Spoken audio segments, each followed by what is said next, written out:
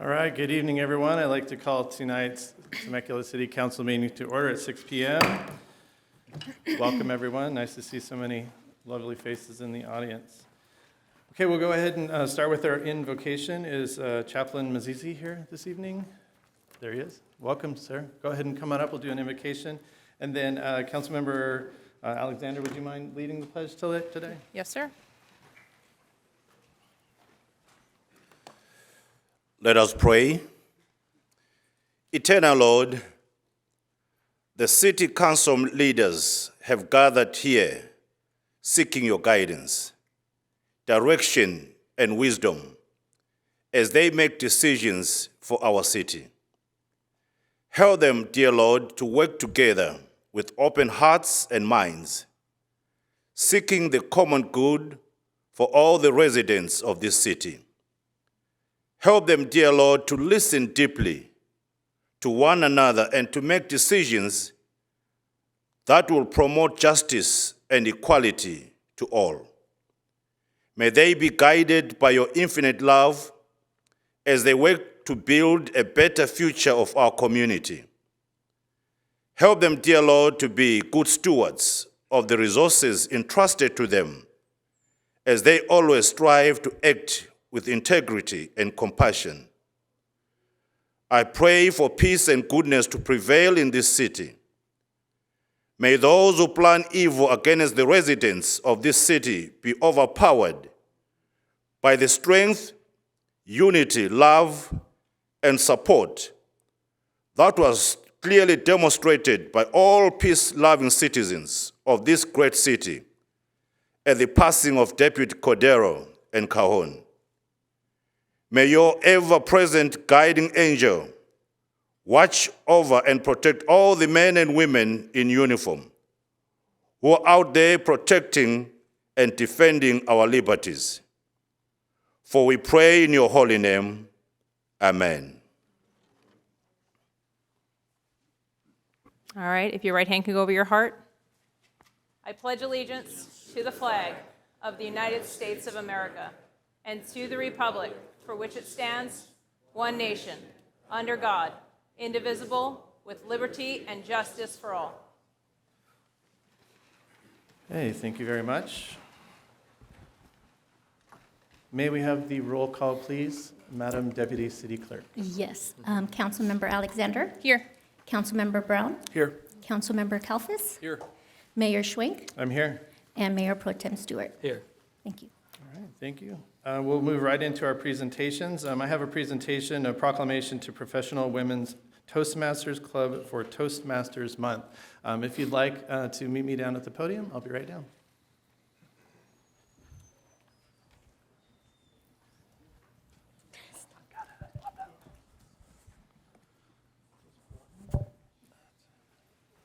All right. Well, good evening and welcome.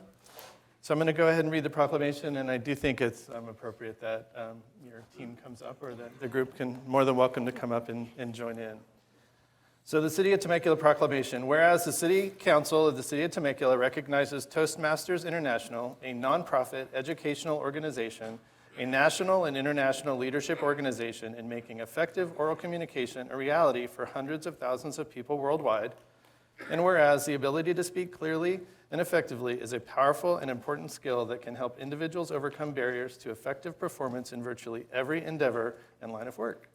Whereas the Toastmasters International program complements existing training programs, is cost-effective, and helps people improve their communication, leadership, and mentoring skills, teamwork, productivity, and effectiveness in meetings.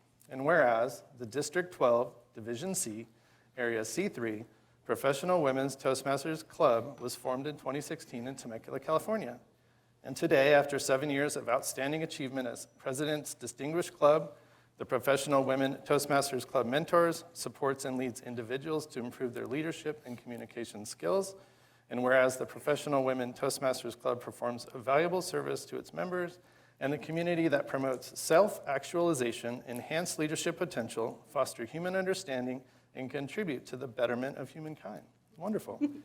And now, therefore, I, Mayor Zach Schwenk, on behalf of the City Council of the City of Temecula, hereby proclaim March 2023 to be Toastmaster Month. Congratulations. Yeah, that's wonderful. Very cool. Come on in. Now you can be in the middle. Come in, come on. Come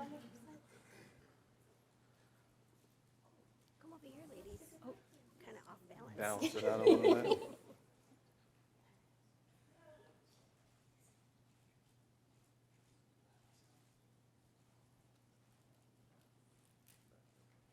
Okay, wonderful.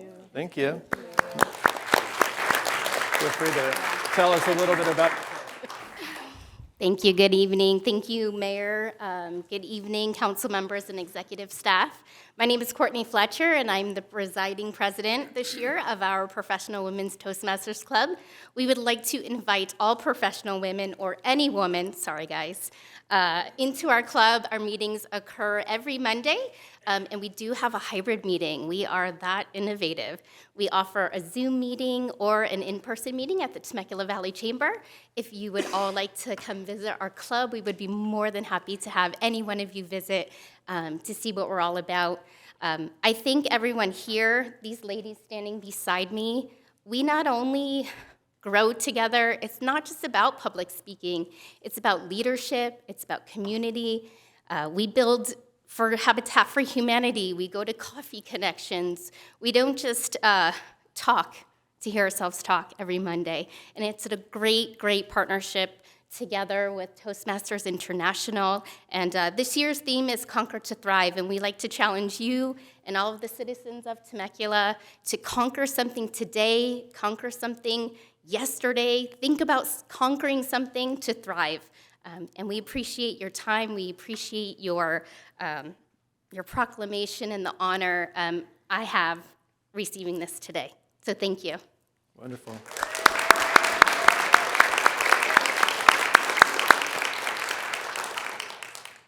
Okay, we're going to move on to our next item. So it's our annual joint meeting with the City Council and the Planning Commission. Welcome, Planning Commission. Thank you, Mr. Mayor, council members, staff, and members of the public. My name is Gary Watts. I was your Planning Commission Chair during 2022. Next slide, please. Does that have the pictures on it? No? Next slide. No?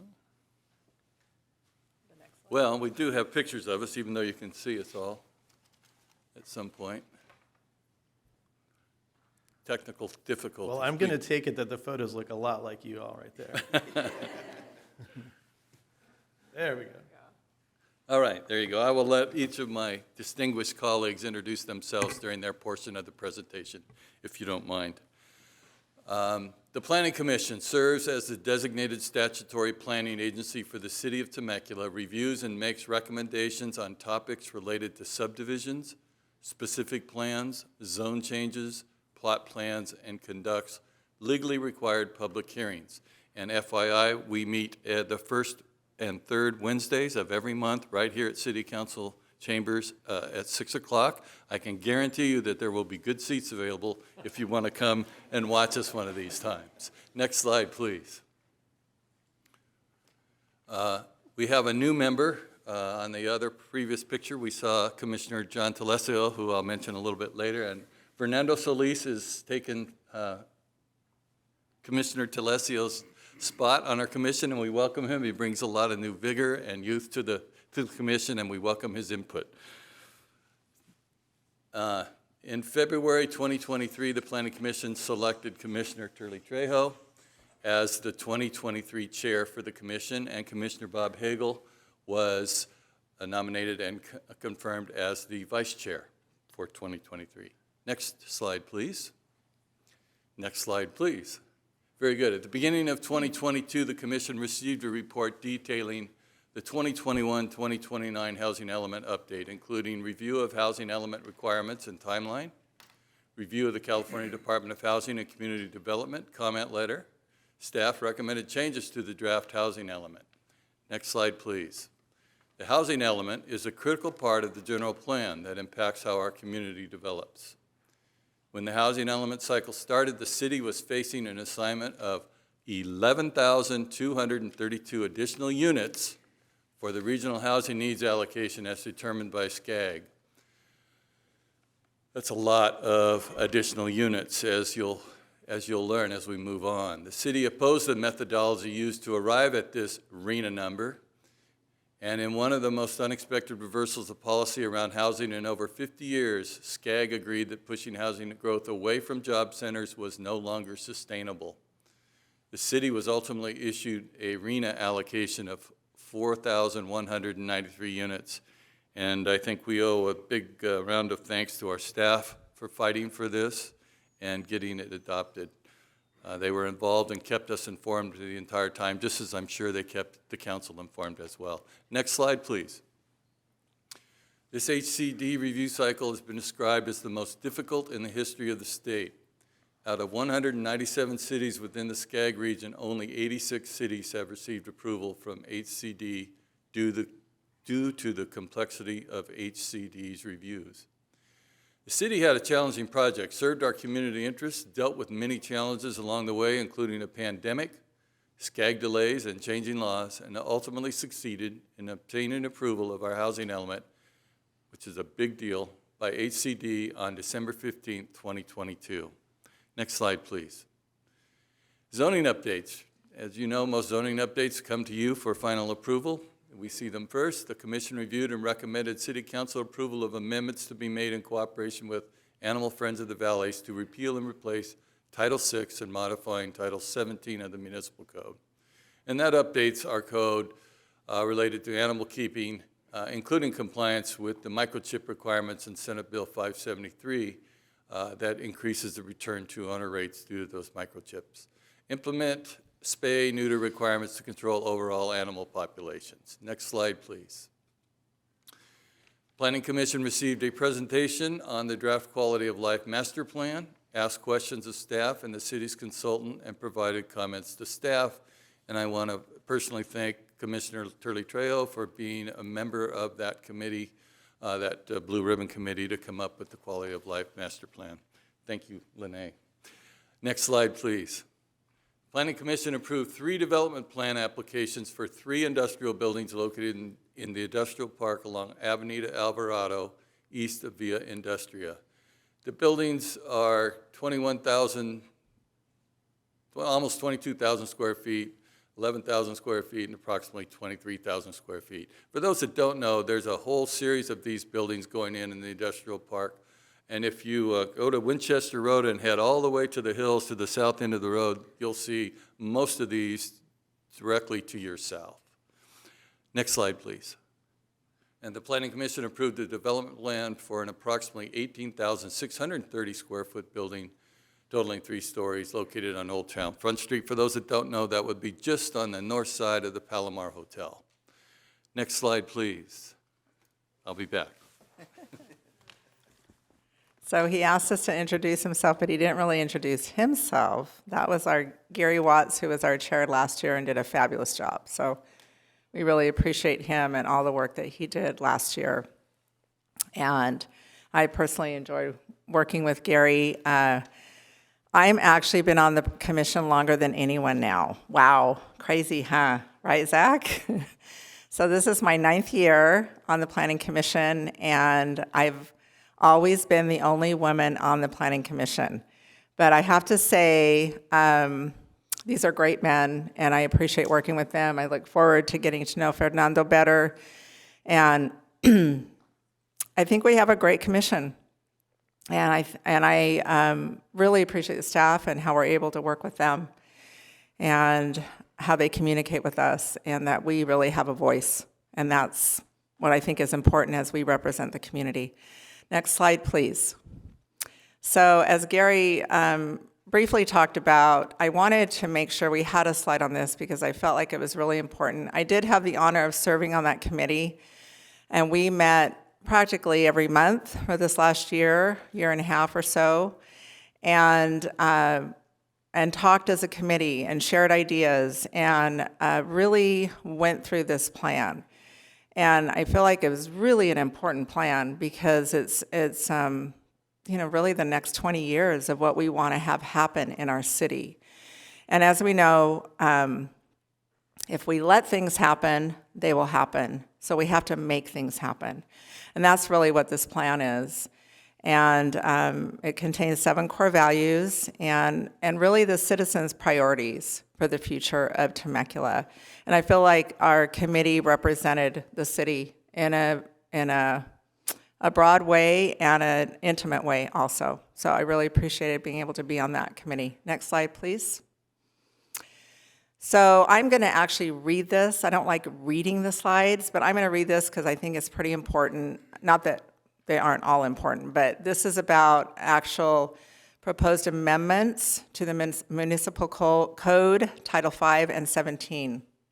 And this actually was pretty recent that this happened. So, and as Gary said, it comes to us first and then comes to the city council. So you've already seen this. So make minor revisions to massage establishment, accessory dwelling unit, car wash, flagpole, which I really liked that conversation. I like having the flag high, and conditional use permit regulations.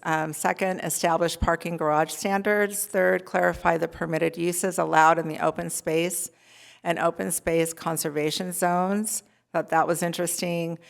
Clarify that entertainment licenses are required for certain uses.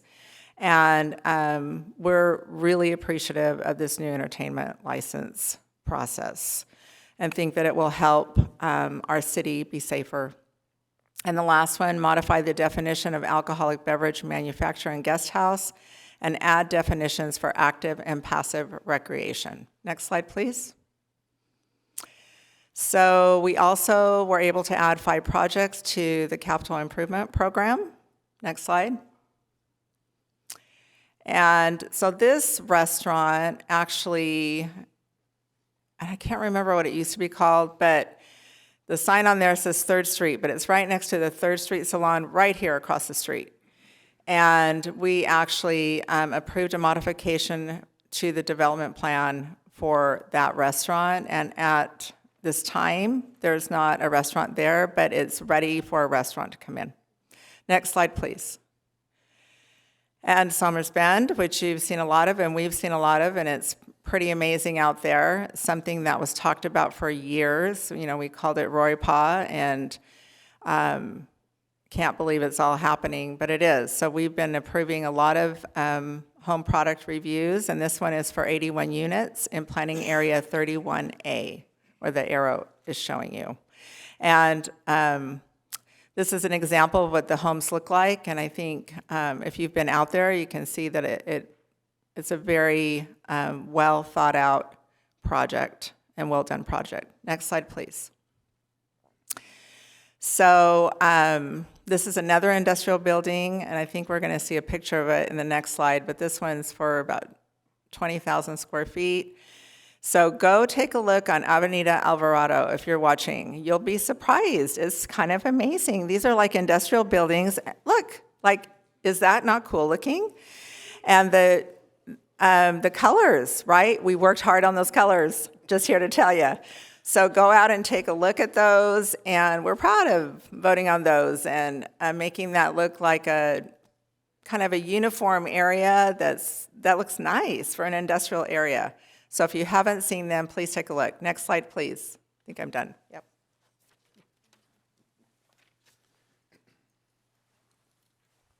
I'm Bob Hagel. I'm in my 17th year as a commissioner and second full year as a planning commissioner. And one of my successes for last year was recruiting my daughter and her husband and family to move to Temecula from Orange County. So I'm very proud of that, and they are residents here and very, very happy. So next slide.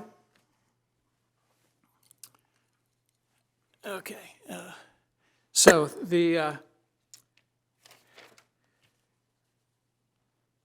the commission received a presentation from Jennifer Hennessy, our finance director, and she provided a presentation regarding our 2022-2023 budget last year, seeking feedback from the commissions, our commission. One of the roles of the Planning Commission is to review budget expenditures for capital improvement projects and events, determine if they are in alignment with city goals and plans, and meets our community's priorities and needs. Next slide.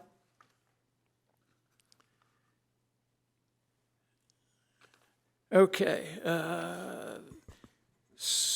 We did amendments including raising and building height from 50 to 55 feet, an additional type of raised commercial porch on the front of buildings to accommodate outside dining, and we added categories for beer tasting, escape rooms, and clarified other terminology and language that's now in the specific plan. The commission also worked on an entertainment license, as Commissioner Turley Trejo had mentioned, to better align, manage, and control alcohol service with live entertainment. The entertainment license would be for those businesses not having a permitted conditional use permit. They will obtain a license on an annual basis for providing live entertainment and alcohol service. For a license to be renewed each year, a review of any violations and issues raised by the business would be considered. The license could also be revoked if it's not adhered to or violated during that license year. Next slide, please.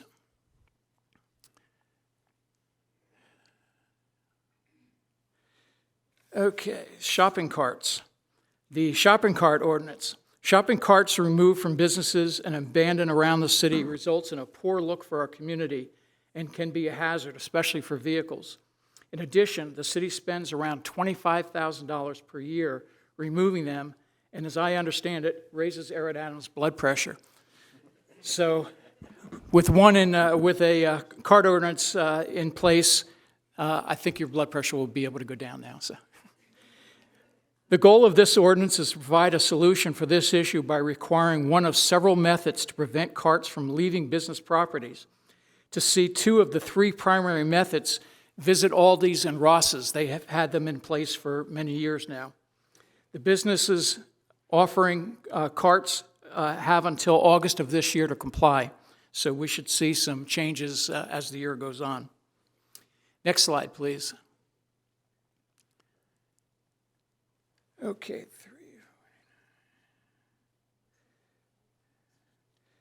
the commission approved a 349-unit apartment community with 645 parking spaces that will provide additional needed workforce housing.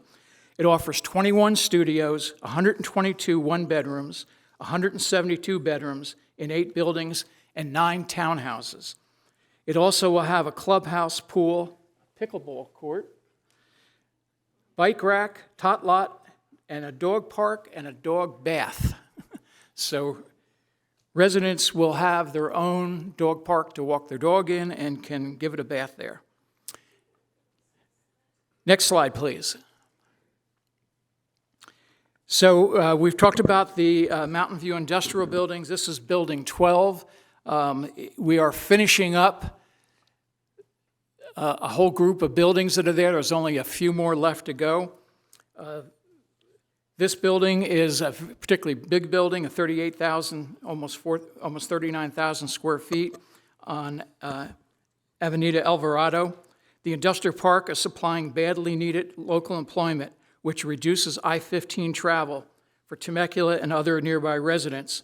Also, our industrial zone is largely out of sight to most residents and the traffic. The buildings are well-planned, designed, and have an upgraded look that most industrial buildings in other areas don't have. The Planning Commission had the opportunity to visit some of them last fall and was pleasantly surprised by the placement of the buildings, how they use the land, and the overall look. And I think if you haven't seen them, I suggest you go up and take a look. Next slide, please. Harveston, which is our planning area 12. Approval was given for a 237-unit single-family housing development along Inez. The project includes 201 extra outside parking spaces, and homes range in size from 1,410 square feet to 1,857 square feet. Amenities include a rec center with fitness facility, other games, bike racks, tot lot, another dog wash, pool, barbecue, and walking and exercise paths, which is great. Next slide, please. Your turn. Thank you. Good evening. My name is Adam Ruiz. I am serving my second year on the Planning Commission. having transplanted over from Community Services Commission for a couple of years. So always enjoy the opportunity to come address you guys here and conduct these annual meetings. Next slide, please. This here demonstrates the capital improvement program where we received an update for the 2023 to 2027 budget sheets. As been mentioned, we have to review the capital improvement program to make sure it fits in line with the general plan, with the goals that have been set out on before of the city. There are 4 different areas within that capital improvement plan: circulation projects, infrastructure projects, parks and recreation, and SARTA or housing projects. We were presented with 30 circulation, 52 infrastructure, 20 parks and recreation, and 3 SARTA projects. So a very lengthy report, but we always appreciate getting those details and having the opportunity to give our input and our feedback and our perspective, because we hear things from the community too, and the fact that staff comes and allows us to share that and make those adjustments as things are moving on is definitely appreciated. Next slide, please. One of the benefits, I guess, of going later in the program is some of the stuff's already been discussed, which is the entertainment license that's on here, which was a pretty big change for us in that entertainment license. As it was mentioned, really seeks to make the city as a whole, particularly Old Town, where there's been some questions before, just a much more safe environment. This doesn't apply to any existing CUP, but any new CUPs coming forward. And there's different variations of entertainment and restrictions within that. Personally, I don't think it's anything that's overbearing on anything. It just really defines and puts that policy in place. And when you have a well-written policy, which is like one of the things our city does well and continues to improve on, then there's no more gray area. It's really easy to refer back to. And that's really what this entertainment license is going to do for future business in the city, and especially as we look at the development of Uptown Jefferson as well. Next slide, please. Mountain View Industrial Building. If these look familiar, it's because we've seen quite a few of them, but there is a cool picture that we'll see a little bit later. So I'll just defer there because you guys can see how those are continually going on. We'll move on to the next slide here. This was one of the coolest things that I think I got to do last year, and the whole commission really. We took a field trip. Took a field trip around town to go look at some of the projects that have been reviewed, some of the constructed products or projects. And one of the nice things about this is, as you guys I'm sure can understand, seeing things on a computer screen or seeing things on paper and then seeing them in real life, sometimes there's differences. Sometimes there's things that we identified that look fantastic. And I think a few of us saw some things that we would maybe look for changes in the future as things are coming down. This allowed us to do that. So it was a great opportunity to get out. Some fun hanging around too. There's our fearless chair this year, pumping some iron to make sure she can keep the boys in line, I'm sure. Next slide, please. So again, we were talking about some of the projects. We've got a few of the different, and I believe the next slide will really show all of the different areas that we visited. Can we go to the next slide, please? Yeah, so pretty lengthy tour. The Hilton Garden Inn, Las Haciendas, Staybridge Suites, Bucking Apartments, the Mountain View Industrial Buildings that we've talked about, which I'll mention here again in a second, Heirloom Farm, Summers Bend, the future roadway project at Nicholas and Cayaguirasol, Rendezvous Apartments, Arrive at Rancho Highlands, Vine Creek. A couple of things that really stood out for me. So number one is you can see the picture on the right. That's not a typical industrial park. The way the land is used, the different colors over there, and colors are a very important thing on our commission, especially to our chair. Colors are very important when we're looking at those. But again, seeing them in person and seeing how it looks, when you walk around over there, it's going to be a phenomenal industrial park, but it doesn't feel like your typical industrial park. It's very welcoming, very warm. Some of the other housing projects that we looked at were really nice. Rendezvous Apartments, if you've never been over there, and most people would have no reason to go tour them just to go tour them, but they are some of the nicest apartments I think I've ever seen. And know that we have those types of apartments here in town is amazing. And that's really, as we look through all of the spots that we visited that day, you can live in town and you kind of go through your same normal traffic, and sometimes you're just in your own head and you're listening to radio, you're on the phone, you're doing whatever, and don't realize what's out there. So the opportunity to go visit all of these and see really the work that we've done, it's a nice kind of finish to seeing the project come here and then get developed and take a look at that. Very good tour that day. Next slide, please. Okay, before I turn it over to Commissioner Solis, I just want to demonstrate we've been extremely busy, but we have a lot of fun. So watch out, because there's a new fun commission in town. Okay. Okay, thank you. All right, so my name's Fernando Solis. I have been a planning commissioner for 3 months. So today's my 3 months. And I just want to thank staff and my fellow commissioners. They've been very helpful and helping me with everything that, my new position. So, next slide. The Planning Commission reviewed an amendment to the fiscal year 23 to 27 for a new project. It's the Mary Phillips Senior Center Outdoor Recreation Area. It includes a new design for the recreational area and also the replacement of the HVAC system. Next slide. Like Adam was mentioning, the Rendezvous project, the commission approved the second phase, which is 134 multifamily units. I live nearby, and I've been seeing that project develop within the last last 2 years. So it looks like an amazing project after this new phase will be finished. Next slide. Another project that the Planning Commission approved was the specific plan in this area that is PA 19, PA 21, and PA 20B. It's 6 unique detached single-family plans development that consist of 3 architectural styles. So that's something the Planning Commission approved and should be in the works. Next slide. Another project that the commission approved is also a fuel station with a 245 square feet kiosk and also a 3,370 square foot retail building and a 940 square foot storage building located on the southwest corner of Worcester Road and Butterfield Stage Road. And that's the site plan. Next slide. Coming ahead, I'm very excited because I'm going to complete 3 months, and I'll be here in the next couple of years, hopefully. And some of the projects that will be coming before the commission are parklets in the Old Town Parking Technology White Paper, Complete Streets Policy Document, the Fiscal Land Use Study, the SB 9 Urban Lot Split Ordinance, also the Community Wildfire Protection Plan, the Uptown Specific Plan Amendment, the Ronald Reagan Sports Park Hillside Trail Plan, and also general plan updates that are happening. Next slide. If you have any questions, I think everyone else will answer. I got to wrap it up. Well, this is your planning commission. They did a lot last year, and I hope you all appreciate it.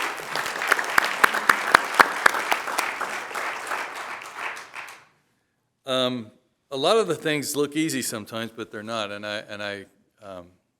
Things like the zoning ordinances and the things of the shopping carts and that nature. Staff went out and talked to every establishment before we even considered it and did their homework. So those things don't just happen out of the blue. A lot of work's done on the front end of that to end up with the results that ultimately end up in your laps after we deal with it. So we do appreciate that for sure. The year ahead, as Fernando said, we have a lot on our plate again, and it's fun and exciting. I want to thank you for giving us the support that we need to conduct our business for you, and especially for the citizens and residents of Temecula, since that's what we're serving. And I think as you saw all those projects, there's not a lot to complain about what's going on as far as development goes. I think that our standards are really high, and the products are just outstanding. I have said it before, and I'll say it again. I have experience working with city planning departments, and this one in Temecula is the best. It's the best in the region. It's the best, period. The people are the best, and we do the best amount of work. And I don't say that just because I'm a part of it, but I can really measure that against other agencies, and Luke knows that. So I did want to emphasize that. So I want to thank my colleagues for putting up with me and for getting our work done the way we do. And we have a lot of good discussion, but we all seem to be headed in the right direction, which is a great thing for the city. And then finally, I just want to extend my thanks to our former commissioner, John Telesio. He started on the Public and Traffic Safety Commission and served 2.5 years, and then served 22 years on the Planning Commission. So with John, he was a personal mentor to me, and the man was very smart. And if you're listening, John, thank you from my heart for everything you've done for the city and for us as a commission. I just want to say that this commission is pretty green, really, when you compare it to what we were before with the likes of John Telesio and Ron Garrio, who also served well over 25 years on this commission. So we've got a ways to go, folks, to match that. So anyhow, I'll shut up, and if there are any questions, I'd be more than happy, or any of my fellow commissioners would be more than happy to answer any. Yeah, any questions? Yeah, comments as well. Well, first off, I want to thank you guys for what you do, because what you do is really important to us, and it takes a lot of the nuts and bolts and puts it together for us, and you guys kind of hand it to us on a silver platter. And so it makes it easy for us to do our job when you guys spend all the time that you do on your job. So thank you for that. Any other questions, comments? All right, and I couldn't agree more. And if you think you're a green commission, it doesn't show. You all do wonderful work. You're doing really good work for our city, and we appreciate all the time and energy you put into it. So thank you. I appreciate these meetings as well. So thanks again. Thank you.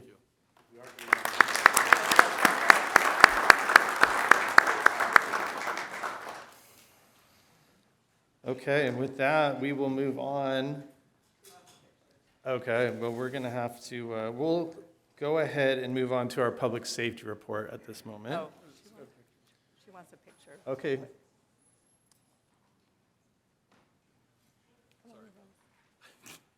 Sorry, Shauna. Okay.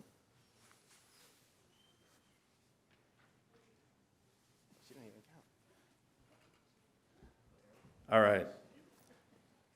So we actually, I'll go ahead and hold off on public safety for a moment. We'll stick to the script. We'll move to our board and commission reports. Our planning commission chair, Turley Trejo. Welcome. Okay, here I am. All right. Well, you heard all the good stuff, so we'll go ahead to our next slide. We had our last meeting on March 15th, and we voted on a modification application. We talked about the Hilton Garden Inn, so that's new. If you haven't seen that, it's very nice. So they have already had a Type 70 ABC license, which allows them to serve wine and distilled spirits to their guests, I guess you could say, people that stay there. So and I actually was really impressed with the owner of the hotel. And I think what he wanted was to just kind of make sure everything's on the up and up and have a Type 70 ABC license, a Type 47. They already have a Type 70, which allows them to serve the same thing that they're serving. But if someone were to come from another hotel or somebody, a guest of one of their guests, a family member, they would also, so they're not asking people, are you here? What room are you in? That kind of situation. So anyway, that is the one thing that was on our agenda for the last meeting, and that was voted on 4-0. And you can that shows you where that is on Jefferson Avenue. So it's one of our newest hotels. And I think that's it, but I did want to say we do have a busy week. Tomorrow, 4 of our planning commissioners are going to the Planning Commission Academy in Orange County. So we're going to come back even better. Wow, like even smarter. So we appreciate the city providing that opportunity for us to learn even more what we need to be doing. So thank you. Wonderful. And professional development is always important. So good to see you. Okay, moving on to our public safety report. Welcome. Good evening, Mayor, council members, staff, and residents of Temecula. I'm going to give you the stats for Temecula Fire Department for February 2023. Temecula Fire Department ran 727 calls, 6 of those being fires here in the city limits, 79 traffic collisions, 603 medical emergencies, and year to date, we have ran 1,654 calls here in the city. Next slide. Here you can see how the fire stations in your districts are trending. 73 is the busiest, the truck station we have, 244. And then in the middle of the city, Station 84 at 196. And you could basically gives you an idea of what's going on in your districts and what calls are being run on your community members. So, next slide, please. We continue to be busy in the fire prevention side of the house. As far as plan checks, 369 plan checks. You can see the year-to-date total below that. Construction inspections, 379. Special permits, 2. Annual inspections, 336, and it looks like we're on track to get those done on time, actually ahead of schedule. Those are our state mandated inspections. And then we had 33 people come into the city hall to get their plan reviews or construction permits looked at. Next slide. Our TCC volunteer group for the month of February put in 123 hours. They received 3 new applications. That group continues to build. I think there are over 40 volunteers now in the program. They've had 2 meetings and then they have 1 training event. We're going to start picking up on our CPR AED program real soon here, especially in the summer. But we still had 4 CPR classes with 13 attendees, 1 stop the bleed class. Healthcare provider CPR, that was somebody that needed to get certified and updated in the city system. And then our Heart Saver first aid program, we had 3 courses with 20 attendees, and we will continue to train our public so we're a safe community, and it's an honor to do so. Next slide. All right, something big happened. Our emergency manager, Michael Alford, was the Southern Chapter Silver Award for Excellence in Emergency Management. We're doing something right here in Temecula. He's rewriting a lot of our policies and procedures and setting our city up for success. If we have an emergency here in the city, we could be standalone until help arrives or federal aid arrives here in the city to supply more equipment. So he's completed a lot with mass care and shelter, notifications, really building up a stockpile of trailers and things we can move around the city. So if we do have to go into an emergency or we have an earthquake, we can mobilize and move those trailers throughout the districts so people know where to go, so our fire stations don't get inundated. That plan's got to roll out, and we'll make it public. That way, council members could work with folks in their district, and we could educate on where that's going to be located, what kind of medical supplies, drinking water, all that stuff will be on hand. So I really appreciate his effort, and he definitely deserves this award. As far as the backpack program, for people to be prepared at home, we have 24-hour, 48-hour backpacks that he's put together, and they're available for purchase on the website, but there's 320 out in the community, so neighbors can help neighbors. I love the whole community concept of everybody's trained and everybody's prepared. We're just a safer community and city. And then management watch for the storms, the volunteers and the emergency manager.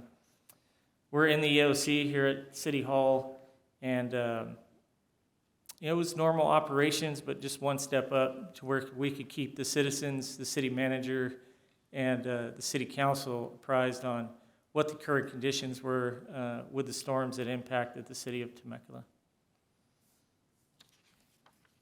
And that concludes my report for the fire department, prevention and emergency management. And now I want to move into something that the city supported, and that's the Firehouse Family Retreat. Can you play the video? Hello, I'm Fire Chief John Crater, and I want to welcome you to Firehouse Family Retreat. We want to bring our fire families together to relax in the mountains enjoy the mountain air, and have a good time. De-escalate the pressure, release the stress, and actually get back to what it's about. Family, our brotherhood, our sisterhood as firefighters, and really have a great time. One weekend, it's worth it. I'll see you there with my family. Join us at Firehouse Family Retreat, March 24th, 25th, and 26th. You could also find information at firehouseretreat.com. Thank you.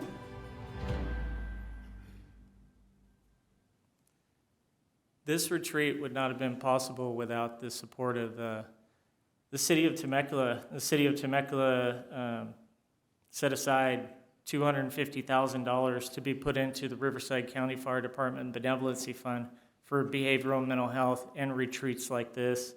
It came from the Community Reinvestment Program. And it was outward facing and just something special. So at this retreat, it's unlike anything in the country. You actually get to bring your whole family and spend 3 days in the mountains at Pine Springs Ranch, who was a huge supporter of having us up there and letting us stay in the lodge and feeding us and having all sorts of child-friendly events like, magic shows and they had a clown there. There was, all kinds of things to keep the kids busy, fishing, archery, horseback riding for the adults too. And it gave our firefighters and their spouses an opportunity to attend some classes to get some tools to put in the toolbox for, there was a stress management class. We have a stressful job, it's needed. Some of us don't really know how to deal with that stress, especially after a certain amount of years. And I think our spouses at home or our partners at home don't understand the stress of the job. So here they got to actually see it from a fire department lens and work together and work on communication skills, which was amazing. Also, there was some resiliency workshops for couples. And then one I really did like, which kind of spans the whole family, was Fire Families on the Front Line. And that was a 2-hour workshop. So I think when you put it all together, it was a success. We had 150 attendees. If you go back one slide, we took a picture on the last day. And that's the group photo right there. Pretty amazing. And then Loma Linda University actually sent 3 massage therapists up there to give us, give everybody a massage before you go into the stress management class. So I think everything was laid out just perfect. And we already have a date for next year. It's March 22nd, 23rd, and 24th at Pine Springs Ranch. And we're ready. We're excited. I can't thank the city enough for really caring about their first responders and making it a priority. I'd be remiss if I didn't thank a few other people, and that's the 20 firefighters and their families out of the city of Temecula that came, and not knowing really what this was about, really jumped in and enjoyed it. I got to see my firefighters communicate and their families interact with families from other fire departments, people that flew in from up north to attend, people that flew in from Dallas, San Diego, San Bernardino. Like, all these people came to be together because, like I said, there's nothing like this. To see firefighters on the ground with their kids playing Connect Four or taking that walk or riding a horse for the first time and doing some equine therapy was amazing. So I'd like to also thank Pine Springs Ranch. They let us stay there in their lodge for free, and they fed us. That blew me away that there's people out there that truly do want the best for first responders, and they would do that. Also, 2 chaplains that also work for Riverside County, they're volunteers, Riverside County Chaplains Association helped put this together on their own time. And then Fire Captain Matt Hayes doing all the logistical work, and then being the spokesperson for Riverside County Fire Department Benevolency Fund. Taking the time and energy, it took a lot. We put this together in 5 months. So I just really appreciate the opportunities that the city has opened up to let businesses open up to us, and then citizens open up to us in the city. So very heartfelt. I'm proud fire chief, and I'm humbled to be here in such a great organization. So thank you. Thank you, Chief. Any comments or questions? We appreciate you taking the time to share that heartfelt story with us, and I'm glad to hear that there is a date for next year, so looking forward to it. Thanks, sir. Thank you. Okay, we'll move on to the public comment portion of our agenda for non-agenda items. A total of 30 minutes is provided for members of the public to address the city council on matters not listed on the agenda.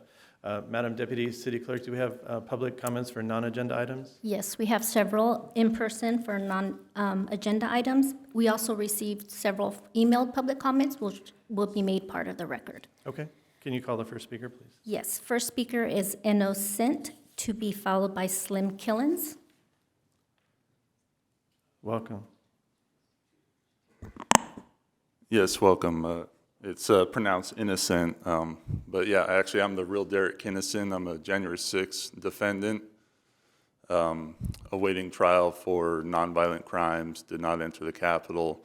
But basically, I'm here to talk again about a hateful domestic terrorism group of 1,700 plus members growing, festering within Temecula, and that is called the Temecula Unity Facebook group. I'm sure you guys are all aware of the incident last week at the school board meeting, which I was not in attendance.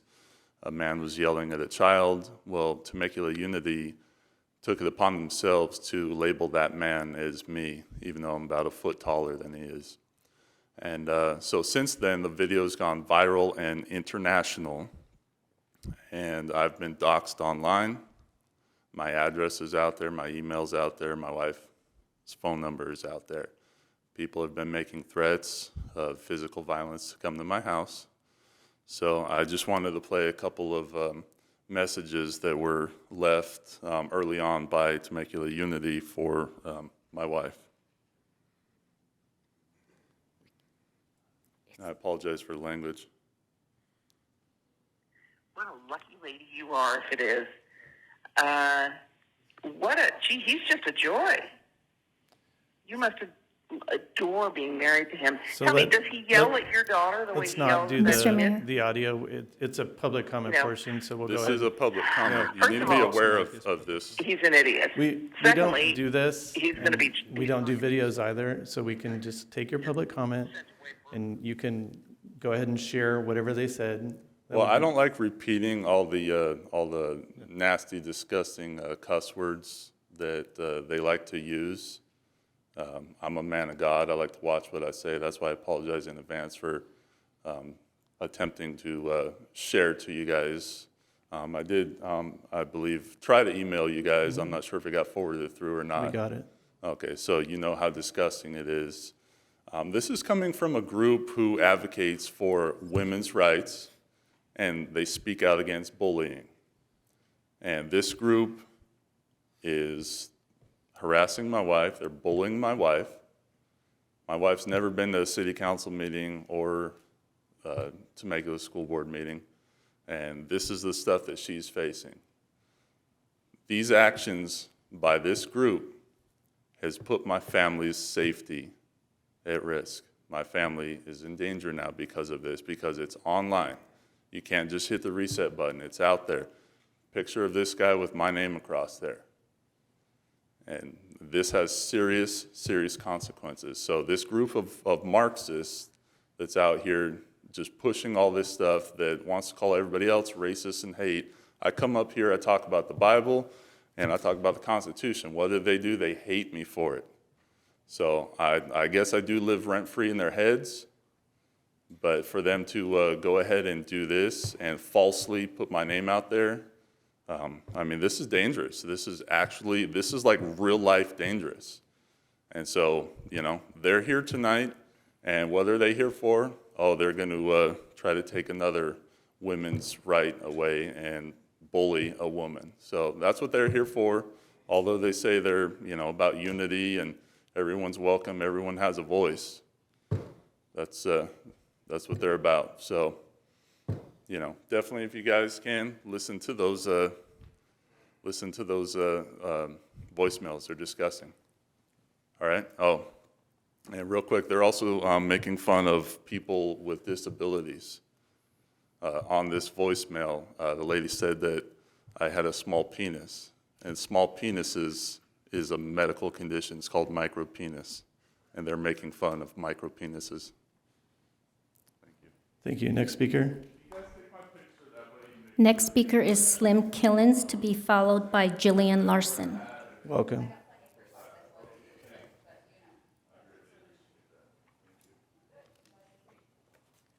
Welcome. Welcome. I'm a Bible believer, and I'm a seeker and follower of truth. And wherever truth leads, I'm determined to follow. This, of course, is a very difficult proposition because history has proven time and time again that through bullying and hate, that people are afraid to stand up for the truth. I have this book here, and what saddens me is that adults are lying to children. It's sad. It's not new. I have this book called Not My Idea, a book about whiteness. In the United States of America, white people have committed outrageous crimes against black people for 400 years. Another page says, whiteness is a bad deal. It always was. This is to ages 3 to 10. Then we have white fragility. This is another one telling that white folks, are you guys bad people, white, or is it certain people that are bad? This is a bestseller. White Fragility, Why It's So Hard for White People to Talk About Racism. Page 129. As I have tried to show throughout this book, white people raised in Western society are conditioned into a white supremacist worldview because it is the bedrock of our society and institutions. The ubiquitous socializing power of white supremacy cannot be avoided. So out of all these books that I read on this issue, what is conveniently left out is that it was the Democrat Party that promoted racism. Isn't that so strange? The same Democratic Party today is dividing people based on skin color, and they call it love. So yes, I think American slavery was good for America. Are you shocked? Well, what, the scientists said it was good? The school teachers said it was good. Council members said it was good. The court system said it was good. And you know what? They were not ashamed then, like you are not ashamed now. You know why we know they're lying? Because I'm a white lesbian trapped in a black man's body.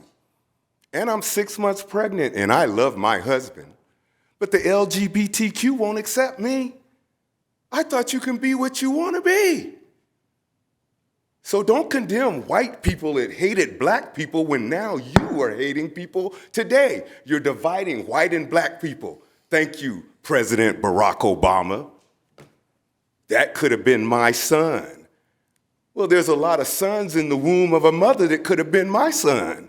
But somehow that's health. Your time is up. Thank you. Oh, I don't believe in that white time frame. That's a social construct based on white Your time people. is up. Thank you very much. Next speaker. Next speaker is Jillian Larson, to be followed by Julie Geary. Welcome.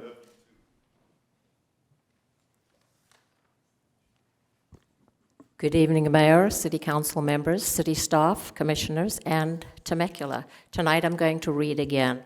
I'm here again this evening as I feel the need to speak up again as a concerned citizen, wife, mother, grandmother, and full-time volunteer in many areas and events throughout the city. I'm here again saddened and disgusted by the hateful division in our city. Since moving here 22 years ago, I've seen our city council since 1989 and the commissioners put Temecula on the map as the jewel of Southern California with their hard work and endless passion for all of us.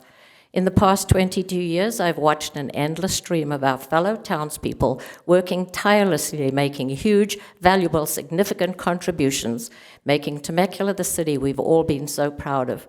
I've passionately put my own servant heart wholeheartedly into connecting and supporting our hundreds of organizations and businesses who care deeply about Temecula.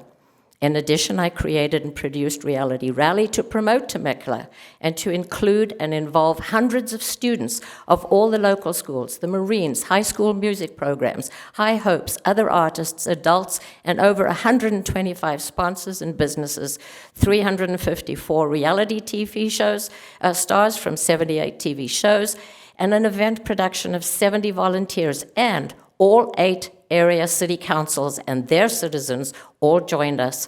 Together, all of us have had fun for 12 years while raising over $1 million and thus being able to donate significant funds to support thousands of people fighting cancer and to promote all that Temecula is or was, as I'm now coming to believe. I did go to the panel meeting that the school board produced this Wednesday evening, as I wanted to know more about what CRT is and why the board has put a ban on a school curriculum banning a class that is not even taught in our system.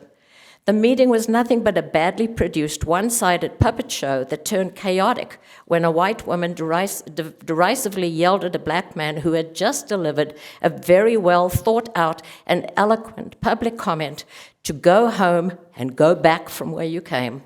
He rightfully retorted to the sneering woman, his family has lived in the U.S. for centuries, and under direction of the board president, he was ejected from the meeting, not her for starting it with that hateful racist comment. She was escorted out by the police only due to the commands of the outraged public. The board did nothing, and of most concern, Ms. Alexander, representing her position on city council, sitting in the front row of dignitaries, was caught on camera, indicating vehemently to the board not to eject the woman for the chaos. How long do we have to tolerate this sort of behavior from a council seat? Perry Peters sent a message to everyone. If you look for it on YouTube, Jillian, it's your 30 time's years up. of love for Temecula. And thank you all Jillian. for the opportunity to speak. Thank you. Next speaker. Next speaker is Julie Gary, to be followed by Jennifer Reeves. Welcome. Hi, I'm Julie Gary, and I do run Temecula Unity. On Wednesday, I actually was in Atlanta. I wasn't even at that workshop. I was visiting Ebenezer Baptist Church and Martin Luther King Jr.'s home. So I wasn't on that call or any of that, and we didn't post anything about what he was saying. But anyways, good evening, everyone. Today I stand before you to address a very concerning issue regarding one of our city council members, Jessica. As you may be aware, Jessica made racially insensitive comments and acted unprofessionally at the recent board workshop. Her behavior was not only inappropriate, but also unacceptable and deserves to be censured. This is not the first time that Jessica has made such comments. She has a history of making racially insensitive remarks, and this is the third, or maybe the fourth time she's been caught on record doing so. Her actions are not reflective of the values of our community. It go against the principles of equality, fairness, and justice. At the recent school board workshop, Jessica defended the racist speech of a woman who made disparaging comments telling a black man to leave the country. She did not condemn or speak out against the hate speech, which is highly inappropriate for someone in her position. Instead, she tried to use her power as a city council member to remove people who disagreed with her and silence their voices. This is an abuse of her authority and is not acceptable.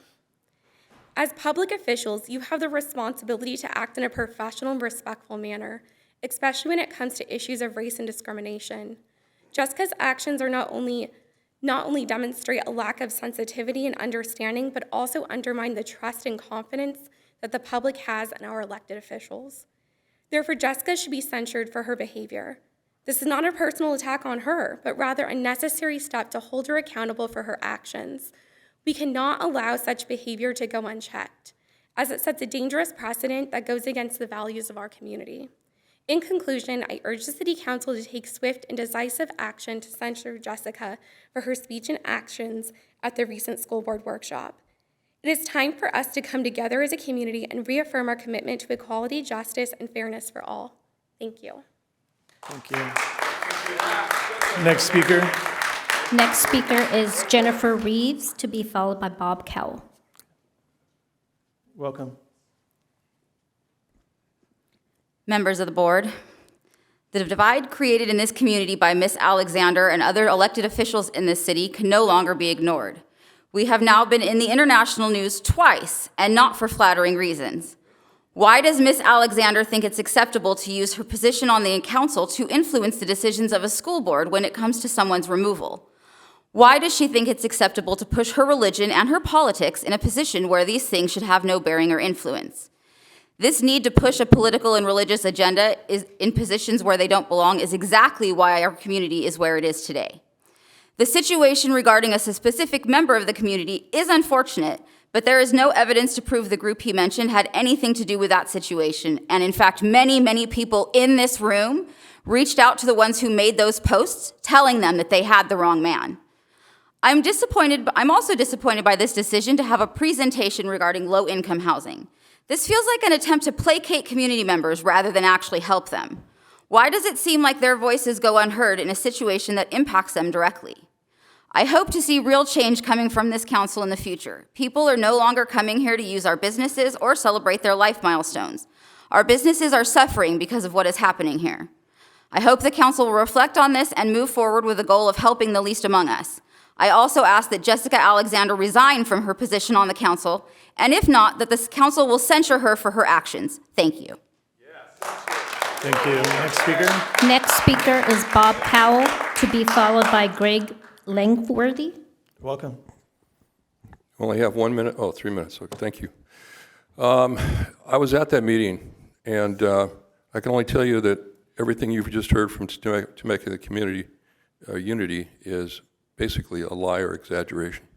I was right behind Jessica Alexander, and she got the most applause of anybody in the room. Of all the dignitaries there, I'd say there were 10, maybe more. And of everybody there, she got the most applause. There was a lady in second row where I was sitting, down about 10 seats, that said something to her like, "You caused all this problem." And she said, "What did I do? I love you." And that's all she said. And you can ask Brian Nash about that, because he took the pictures of the whole thing. She didn't go up and say anything, as far as I know. Everything you've heard from the First Lady on is a lie. Anyway, having said that, I sat right behind her. I saw the workshop. It was great. It was wonderful to see that workshop. I was there. I got there at 3:30, and I stayed till 9:30. Those seats were hard. I couldn't stay any longer. It was just a tough go. But every one of those speakers, everybody should have listened to, but they didn't, because there was a pastor, a so-called pastor, or a justice pastor from a so-called church called Rancho Community, or Rancho Church, and he's a really woke pastor. His name's Dion Hairston. And he got up and he started saying things, like, "Well, you don't understand the black experience." No, I don't. However, he said something that, he said, "While we celebrate the 4th of July, meaning us white people, I mourn." He mourns. A woman at that point said, "If you don't like it here, why don't you leave?" She didn't say, "Leave the country." She didn't say, "Why don't you just leave? Why don't you just go somewhere if you don't like it here?" And why would you not do that? He's not American. If he doesn't like the 4th of July, he's not American. So why doesn't he leave?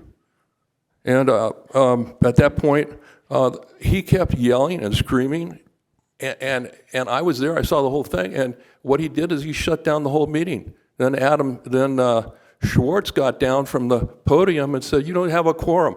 And they caused chaos in the back of the room. And that chaos ended up until Danny Gonzalez came back and made a quorum of 3 on the dais. And so at that point, the meeting proceeded, and because it proceeded and they lost basically their agenda to stop the meeting, they all left the room, or most of them left the room. So I can only say that Temecula Unity is a bunch of liars. Thank you. Next speaker. Next speaker is Greg Langworthy, to be followed by our final speaker, Dale Stewart. Welcome. Evening, Council. My topic is a little bit different. It's, speak up. I'm going to talk about the problems with the Brown Act that I've kind of noticed talking to both the city council members and the school board members. And what the Brown Act does is it creates a situation where you can talk to a couple people, or maybe one person, but then you can't talk to someone else. And so you have suspicions. Well, I wonder what that council person is thinking, or I wonder what that school board member is thinking, but you can't talk to them because you violate the Brown Act. So you have the suspicion. The only way you can find out is you have to talk to somebody else who then can talk to that councilman or school board member. Then it's like a game of telephone. I wonder if I'm really getting the correct story. So that's a problem. There's wisdom in a multitude of counselors. That's why it's great that you guys have the ability to talk together. 5 heads are better than 1. I think the Brown Act is limiting that conversation.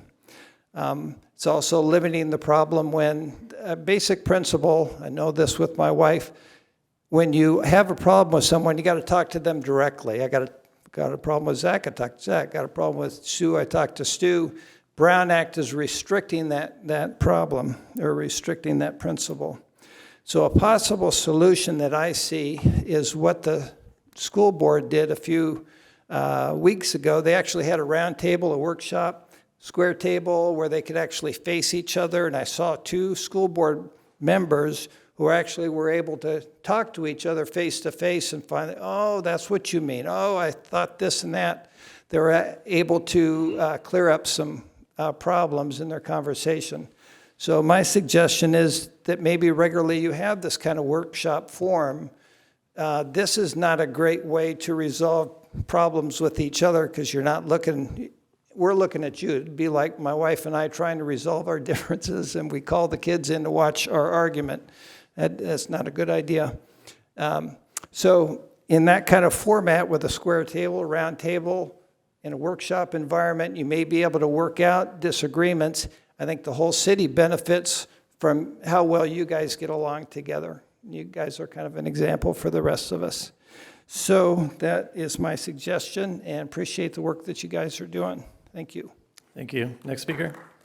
Our final speaker is Dale Stewart.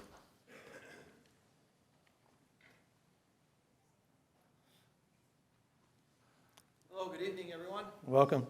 Hello, I had no intention at all of speaking about this, but I feel that I must. I also attended that school board meeting the other night, and I'll have to say that I unfortunately was sitting directly in front of the woman who made those unfortunate comments to that black gentleman, and I believe that she had no idea that he was quoting Frederick Douglass whatsoever. What she said to him was perhaps maybe inappropriate, and she probably should have just sat there and kept her mouth shut, but she said what she said. In no way was it racist at all. And he was the one that was being disruptive. That's why he was being asked to leave. And also, nobody other than people who were in the general vicinity ever heard what she said. Nobody else in that room heard anything of what that woman said at all. Certainly no one in the front of the room. And also, too, the woman who made the comments was never asked to leave. The sheriffs actually came over to her and asked her if she wanted to leave. She said, no, I'm going to stay right here. And then everyone sitting around her said, you got to get out of here. You can't stay here. And then she left on her own, and they escorted her out. So that's what happened. So what I came here actually to speak of is something that I've never heard anyone speak of at a city council meeting before, and that goes along with the presentation by your planning commission, and that is the core values of the city of Temecula. Number 3 being promoting a safe community. And specifically, what I'd like to talk about is gun safety, of all things. We live in a society filled with gun owners. We're all called to be part of the citizen militia, and gun ownership is very popular here. But unfortunately, I was very, very saddened the other day to learn that a young man lost his life in Menifee because of an accidental discharge, apparently. I read the article, 3 teenagers were handling a firearm in one of the kids' houses. I don't know the particulars. I don't know who owned the gun, how it got there, or what happened, but one of the kids was shot and killed. And that's absolutely terrible. That never, ever should happen. I, as a lot of people my age, owned guns, were around guns. This kind of thing never happened.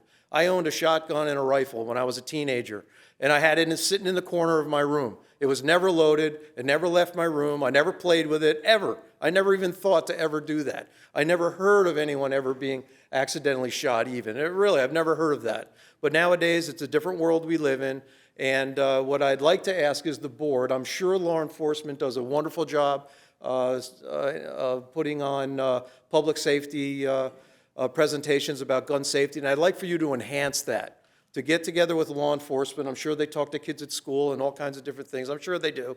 But I would like for you to seriously think about enhancing that, because there's a lot of people who own guns that have no idea what the hell they're doing. They own guns. They don't know how to store them properly, which we absolutely need to do nowadays with people who get a hold of guns that shouldn't have them.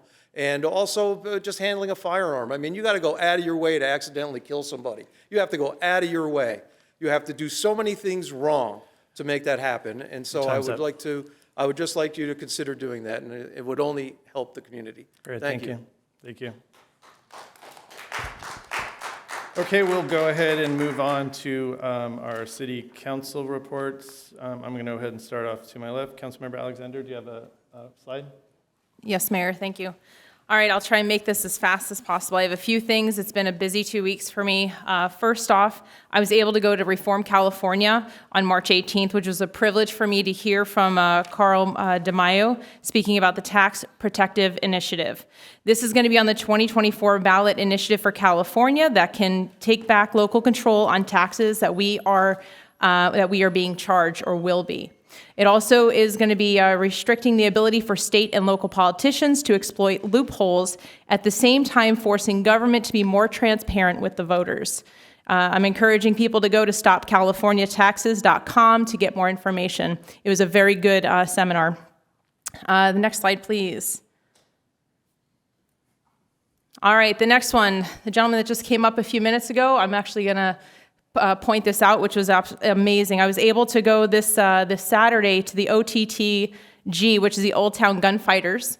They are there on the fourth Saturday of every month from 12 to 2 p.m. It's a free event for the entire family.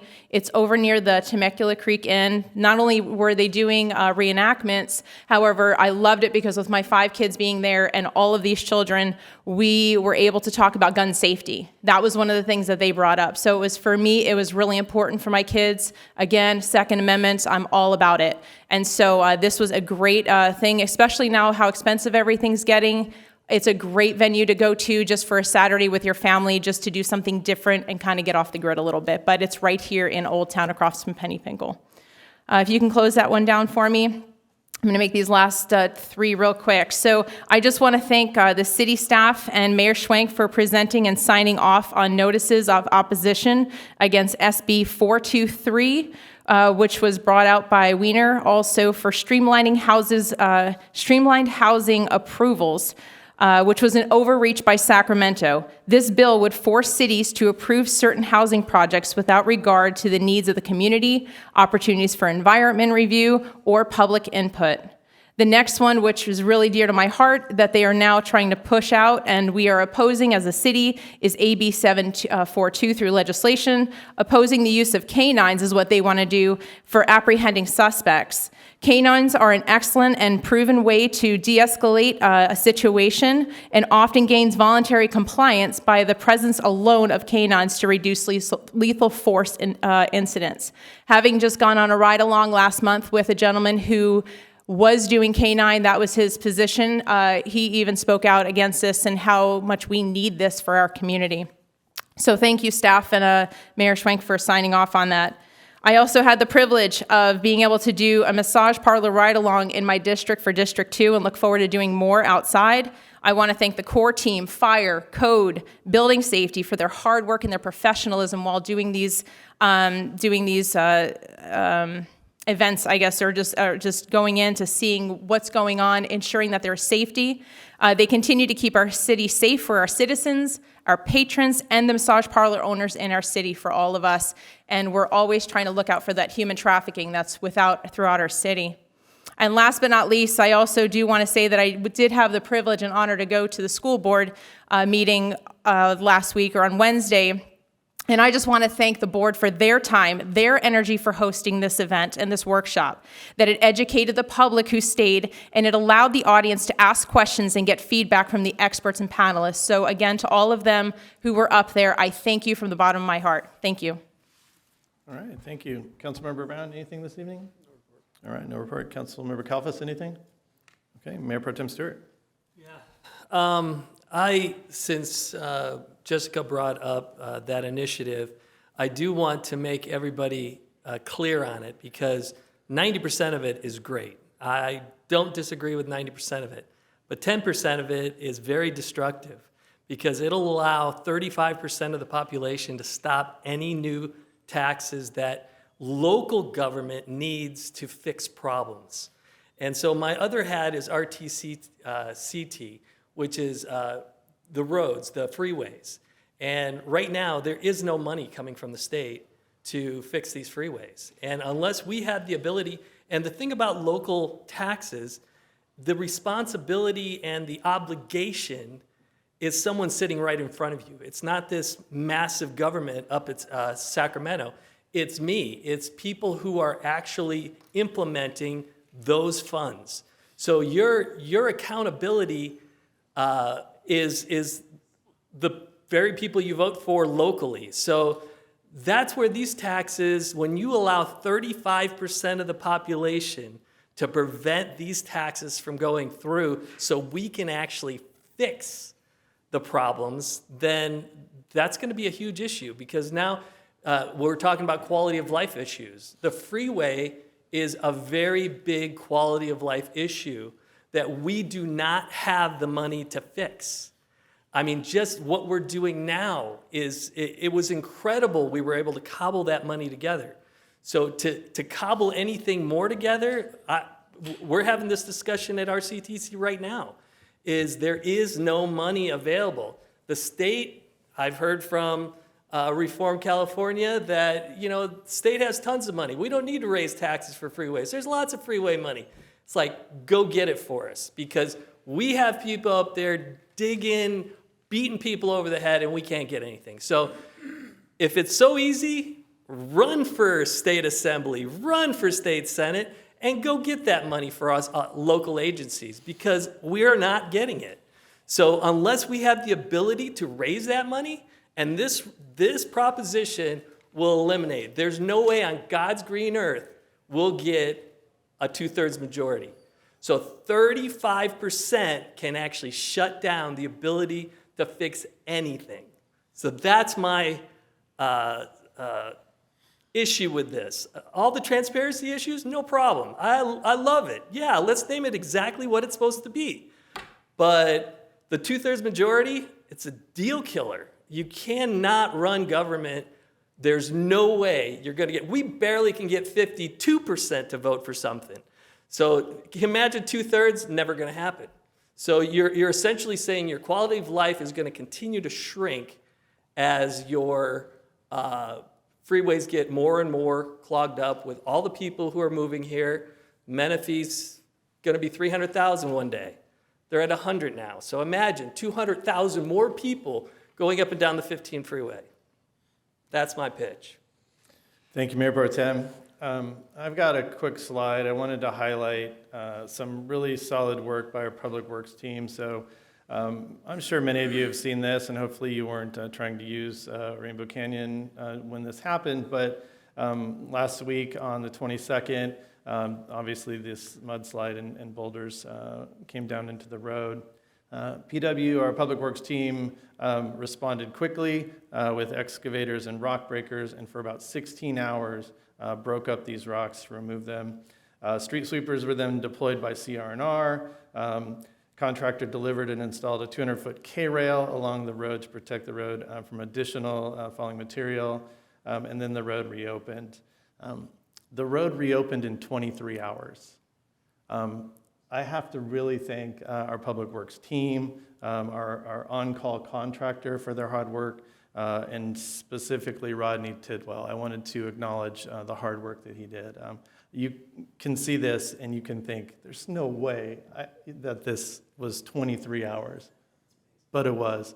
And I didn't want that to go unnoticed by us. And I know the community certainly appreciate it. I'm sure it was a burden for some folks for those 23 or so hours, but we really appreciate the hard work. And this is what happens when we have severe storms and mudslides and things like that. So just really proud of the team and the hard work. So thank you very much. And Rodney, thank you for all your hard work. Today, if any of you follow Senate hearings, there was a Public Safety Commission hearing in Sacramento where resident Matt Capelouto and his supporters once again presented SB 44, also known as Alexander's Law. This is a bill that would give law enforcement a tool to convict drug dealers who knowingly sell fentanyl to and kill people in California.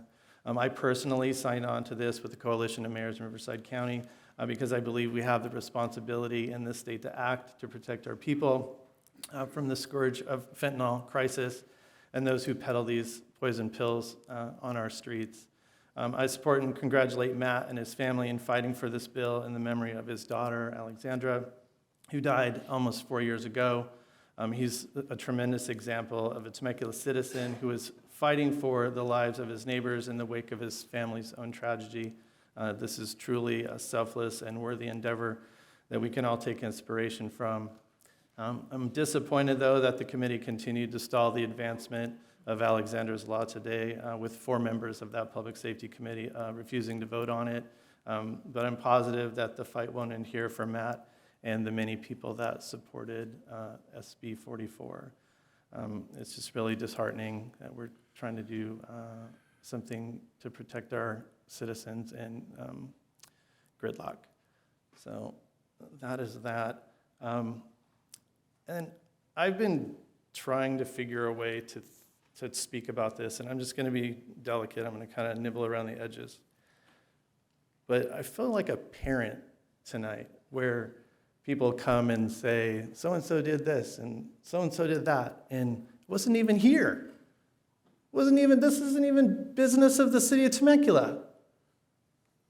And I got to listen to people from outside of our city, folks that don't live here, right? Years ago, we used to have on the public comment card, it'd say, state your address, and we know that's not a best practice, but it's problematic when we're like, hey, let's head on down to Temecula, make some public comments, rile everybody up.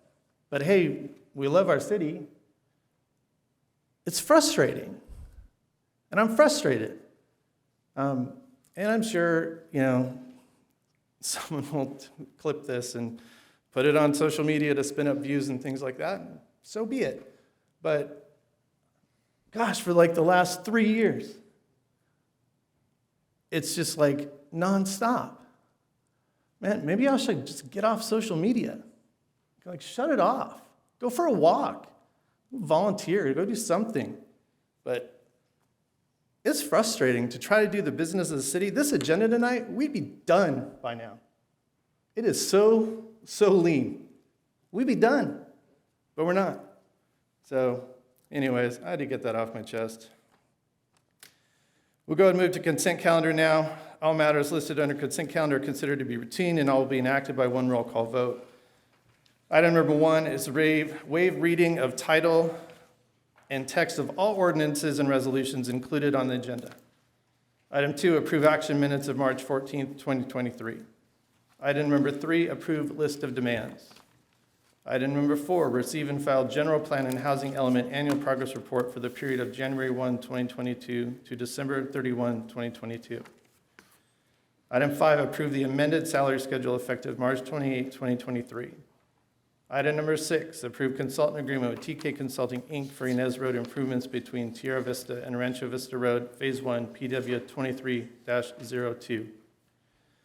Item number 7, approve project application and commitment of local funds for Riverside County Transportation Commission, RCTC 2023 Western Riverside Regional Arterials Call for Projects. Item number 8, grant an easement to Southern California Edison Company located within the Wolf Creek Trail Park, APN 961-331-017. Item number 9, establish all-wake stop control at the intersection of Pujol Street and Main. And item number 10, receive and file temporary street closures for 2023 Spring Fest events. Item number 11, adopt resolution finding that an emergency condition continues to exist within the meaning of Public Contract Code Sections 20168 and 22050. With that, I will entertain a motion and a second. Moved. Second. We have a motion from Mayor Pro Tem Stewart and a second from Councilmember Alexander. Let us vote.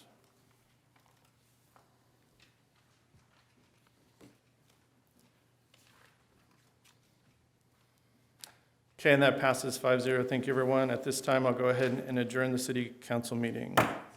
Now call to order the Temecula Community Service District meeting. Madam Secretary, please note we're all still here. Are there any public comments? No, we do not. All right, so we'll go on to consent calendar, which is item number 12, approve action minutes of March 14th, 2023. Move approval? It's been moved and seconded. Please vote.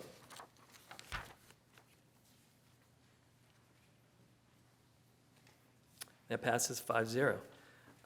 Director report. Good evening, Mr. President. We have a couple of items we'd like to bring to your attention this evening. First of all, everyone should mark their calendars for our upcoming annual egg hunts. Friday, March 31st is our annual teen-only egg hunt. It's at a new location this year, which is the Sports Ranch at Somers Bend. If you haven't been out to that park yet, this is a great opportunity to get out there and check it out. It's really just a great site. Teens should arrive at 8 because the event starts promptly at 8:30, and as an extra treat, all teens who show up get community service time for showing up and participating in our egg hunt. The second item is the traditional Easter egg hunt. This one is for ages 12 years and under, and we have 3 sites for that. You can go to Temecula Hills Park, Patricia H. Birdsall Sports Park, or Harveston Community Park. So pick the park that's closest to you. They will all be completely crowded, so there's no advantage of going to a different one. The event starts promptly at 9:30, and if you've ever seen this event before, it starts promptly at 10, so you really want to be there at 9:30 because it's over in minutes at this point once the kids get out there and start hunting for those eggs. And then one more item, if we can go to the next slide. Stay tuned for your mailboxes. You'll be seeing our latest community services brochure come on out. And this is nearly 50 pages detailing everything there is to know for summer, fall in our community that the city is sponsoring. This includes all of our contract classes, our special events during this time, arts and culture events, everything going on at the senior center, the theater, the library, and any of our other facilities. There's information about the facilities if you're interested in renting a facility for an event, or if you're looking at renting a park shelter, picnic shelter, that information is in there as well. It will also cover information about anything where we have a closure. For example, our Mary Phillips Senior Center will be closed for about 5 months for renovations. During that time, all those activities will be moving over to the Temecula Community Center, actually starting this week over on Pujol Street. Essentially, it's just your one-stop shop for information about what's going on in the community, so I encourage you to look in your mailboxes. If you live in city limits, you'll receive a hard copy. If you don't receive one, you can come into any of our facilities and get one, and it's available online as well. Registration will open on May 1st, and we are reintroducing the Community Services Expo, which will be April 29th, and that will be a great opportunity to come in person and meet some of our instructors for our great classes and activities. So thank you all. Have a great evening. That concludes my report. Thank you. And that teen egg hunt, if you've never done it, it's a really, really cool event, and we give away some really cool prizes for the kids who show up. So, what's your name? Have we met? Right. Aaron Adams, your Yeah, city manager. right. Nothing further, Mr. President. Okay. I'll wear my name tag next meeting right. too. Okay. All right, so I will adjourn this meeting until the next one. I'll reconvene the Temecula City Council meeting. All right. We'll move on to our lone business item of the evening. Item number 13 is receive and file a presentation on affordable housing in the city of Temecula at the request of Mayor Pro Tem Stewart. I'm going to go ahead and pass it over to our Director of Community Development, Luke Watson. Well, actually, I think I'm going to preface. Oh, I'm sorry. So the reason why I brought this is because we've been hearing about the need for affordable housing in the city of Temecula. And so I thought it would be just a good exercise to kind of talk about what we are doing in the city of Temecula and what parameters or side rails do we have in place already. We were asked for protection, as far as rent increases. And so I wanted our staff to address these issues so the public can actually see exactly what the city of Temecula has done and is doing. So take it away, Mr. Luke. All right, thank you, Stu.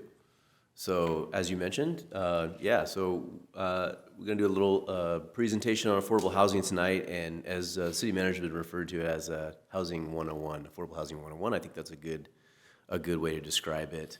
There's really 5 kind of sections that I wanted to go over, and it's really to kind of start from the beginning of what is affordable housing. I think there is, in my experience, there's a little confusion in the community what exactly we mean when we say affordable housing.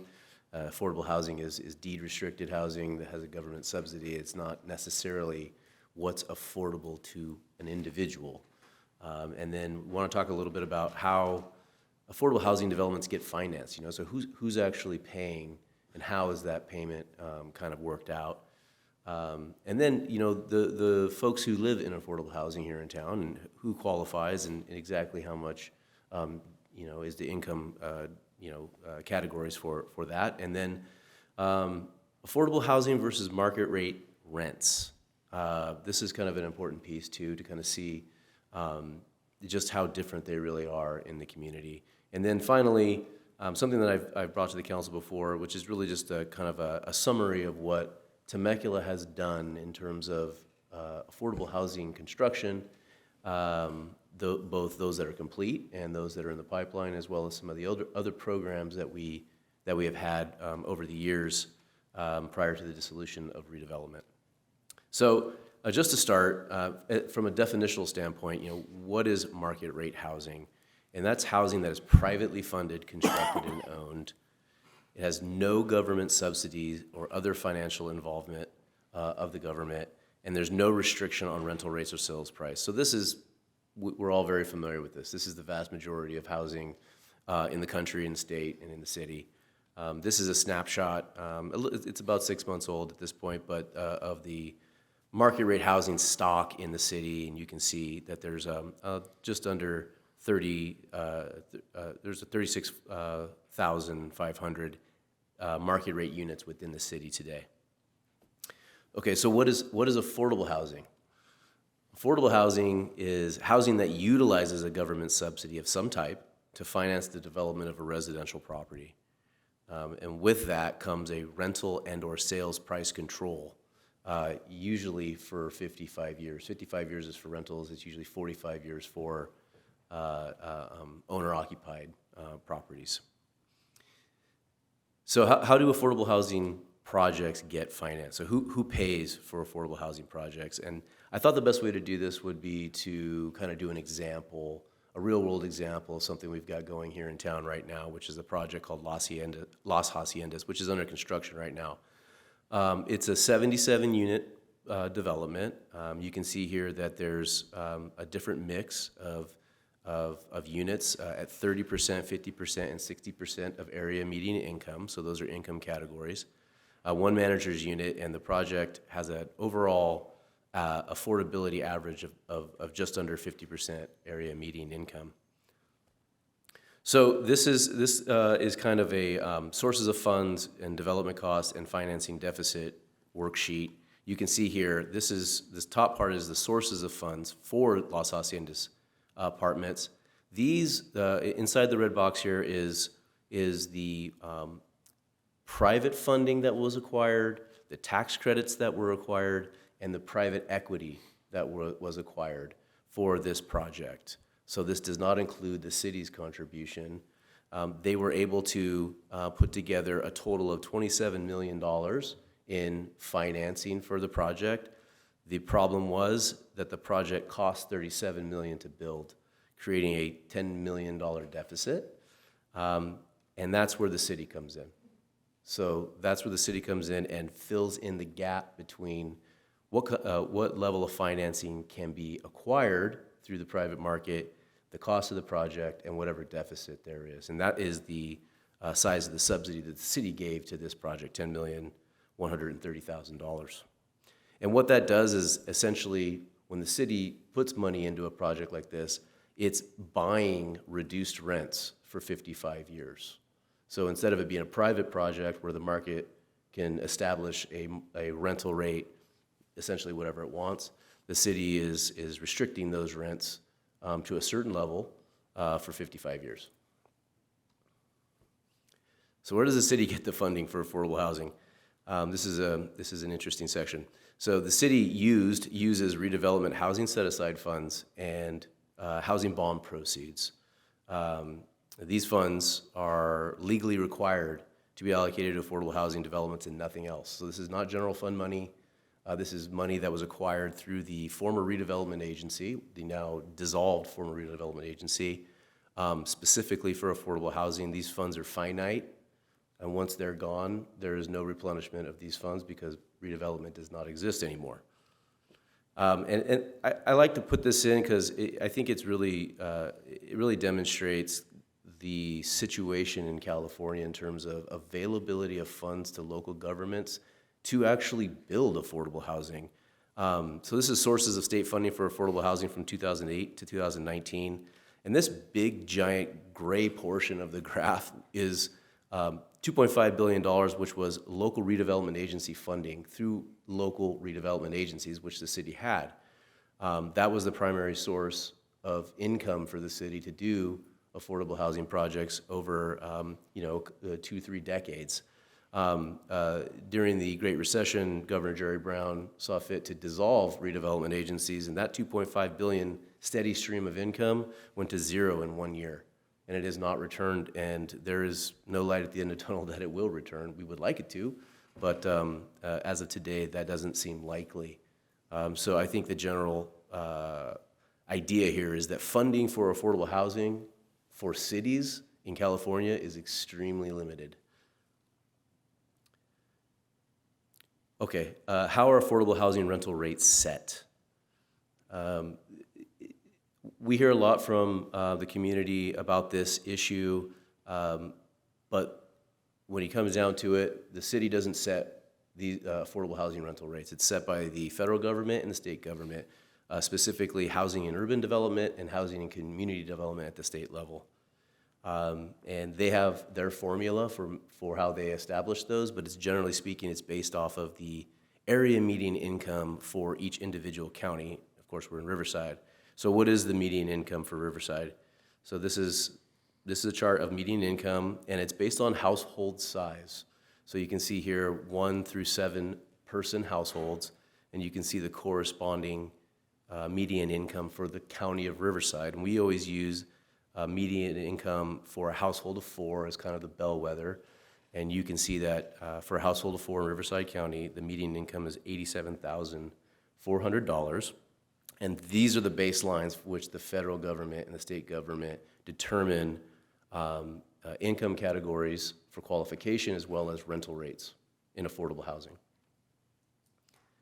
So who qualifies to live in affordable housing? So that is, again, a function of area median income. And what we have here is income restrictions for affordable housing in California in 2022. And again, this is also based on family size. So you have the family size there on the right, and then as we go across, it goes up in income categories from extremely low, very low, low, and then moderate income. And you can see, so just for example, a 4-person home in the extremely low category can make up to $27,750 and qualify for an extremely low affordable housing unit. And as you just go across to lower income, 4 persons can make up to $70,400 and qualify for a lower income apartment unit. So that's how you qualify. It's based on your income. So I think it's kind of important to kind of give you a general sense of the magnitude of the value of affordable housing in Temecula, to take a look at both affordable housing and market rate rents in Temecula. So we'll start with affordable housing rents. This is a chart of the 2023 maximum affordable housing and rental rates as set by the state and federal government. And again, it's by income category. And these are actually by bedroom. So the way they do this is how many bedrooms does the unit have, and then they correspond that to an income category. So for example, a 1-bedroom in the extremely low income category, 30% of AMI, the max rental rate is $524 a month.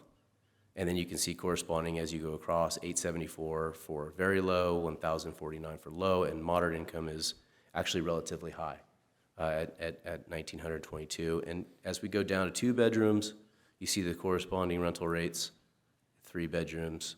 And these are the predominantly what we have in our affordable housing stock is 1 to 3 bedrooms. So let's take a look now at market rate rents in Temecula. And what we did is we took a look at the average Q1 2023 multifamily rates in Temecula. The source of this is CoStar, which is a reputable commercial real estate data service. We looked at 30 properties in Temecula, and they also provide averages for over 158,000 rental units in the entire state. And what we see is these are the average rental rates, market rent rates in Temecula, and you can see the 1, 2, and 3 bedroom in Temecula's. It's roughly the average for the entire state. So I think this graph really demonstrates that while relatively compared to the rest of the country, California rents are very high. Nobody's questioning that. But in terms of relative to the rest of the state, we are right at average in Temecula. So now it's good to put them side by side and see what kind of comparison we can see with the affordable rates and then the average market rate in Temecula. Again, just to orient you, here's the income categories, and the red column is the average market rent that we just saw. And just to take a look, 1 bedroom, if you're in the extremely low category, you'd be paying $524 for a 1 bedroom versus $2,095. And again, corresponding as you go across with very low, and moderate. The 2 bedroom, of course, you see the difference in price. And again, I will mention that the moderate income category, which is up to 120% of AMI, is not that far off from affordable. But the vast majority of the affordable housing that we have in Temecula is low, very low, and extremely low. It's not moderate, although we do have some.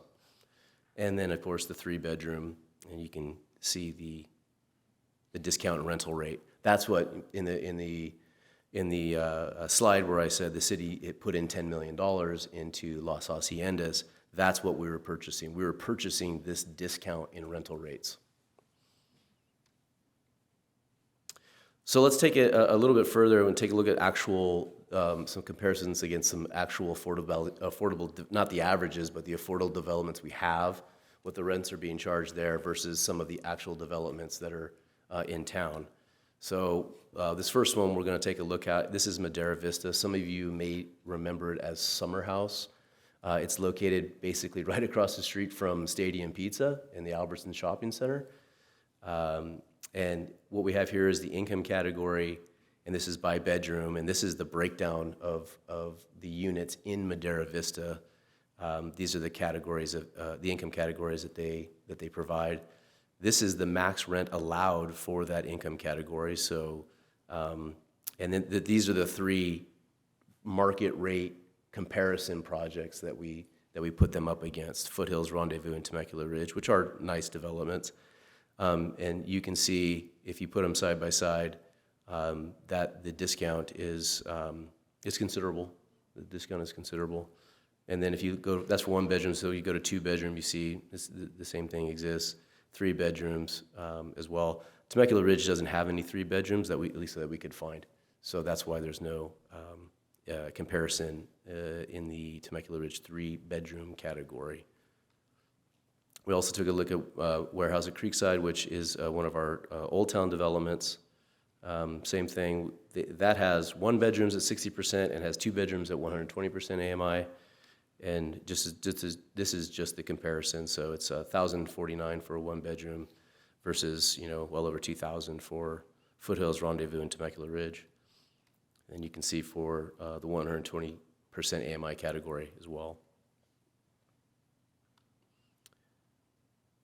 So this is part of the presentation where I want to take a look at kind of like the history of what we've put together here in Temecula over the last 30 years, I would say, 25 to 30 years of affordable housing production. I'll be careful with this because this isn't really about comparing ourselves to the other cities, but it is in a way. This is affordable housing units per city in Southwest Riverside County. You can see that Temecula has 804 compared to the other cities, and it's really just to point out that Temecula is leading the way in Southwest Riverside County when it comes to affordable housing production relative to our neighbors. And this chart is an interesting one. It's a ratio. So it's a ratio of deed-restricted affordable housing units to population. So the idea here is lower is better. Lower number is better. So here's Temecula, and it's 1 to 143, which means we have 1 affordable housing development for every 143 residents. So if you compare that to the city of Marietta, they have 1 affordable housing unit for every 472 residents. Menifee, a little bit newer city, but still 1 unit for every 430 residents. So again, Temecula is ahead of the pack in that regard. And so we have some examples of affordable housing production programs in Temecula. Here are a few. I just wanted to show a few of the projects. So this is Cottages of Old Towns, built in 2003, 17 units. The city, the RDA put in $1.5 million. Buyers of these projects, these are single-family homes. They were for sale, and the buyers of these projects utilized our first-time homebuyer program at that time as well. So here's another picture of that project. Habitat for Humanity, built in 2003. Again, owner-occupied, RDA put in $80,000. That's a very small project. Habitat 2, also a very small project, for sale, low income at 80%. And RDA, which is the city, put in 502. And then some of our bigger projects, this is a project in Old Town on 5th Street. We called it the Dalton 2 at that time, 24 units, and the RDA put $3 million into that. Right next door to it was the Palomar Heritage Building, 22 units, $3.3 million investment. Portola Terrace, very similar type of product, except for you have walk-up on the first floor. 44 units, $5.5 million. And then this is I know this is a bad picture, but there's a point to be made. So this is Madera Vista. It used to be called Summer House.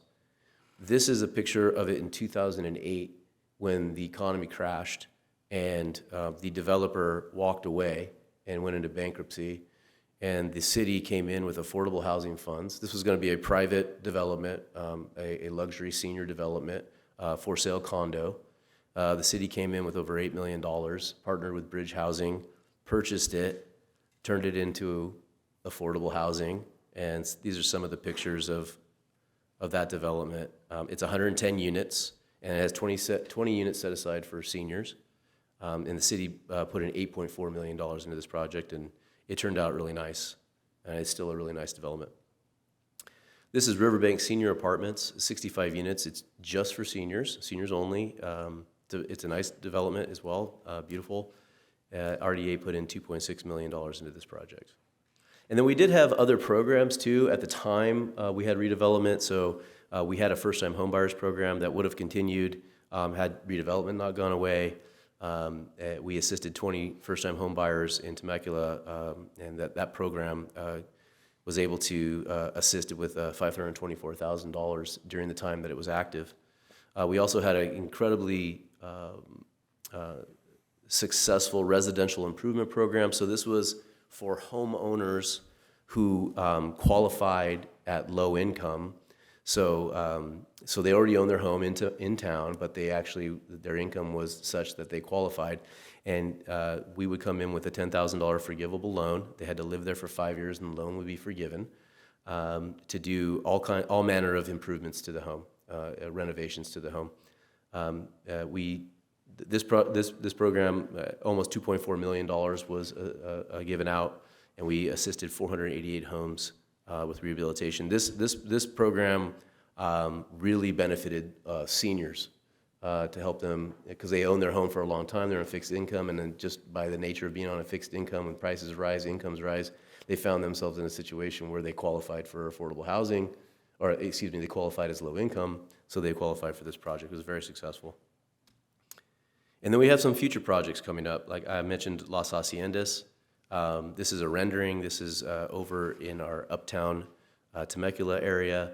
It's 77 units. The RDA is contributing $10.2 million, and this is an actual picture of it today. It's under construction. It's got a ways to go, but very excited to get that. It's also comes with a new street there to the right. So it's a catalyst project for the uptown Jefferson area. Vine Creek, which I know we've talked about for a long time, they actually fully funded now, 60 units, with 14 units set aside for individuals and/or households with family members with special needs.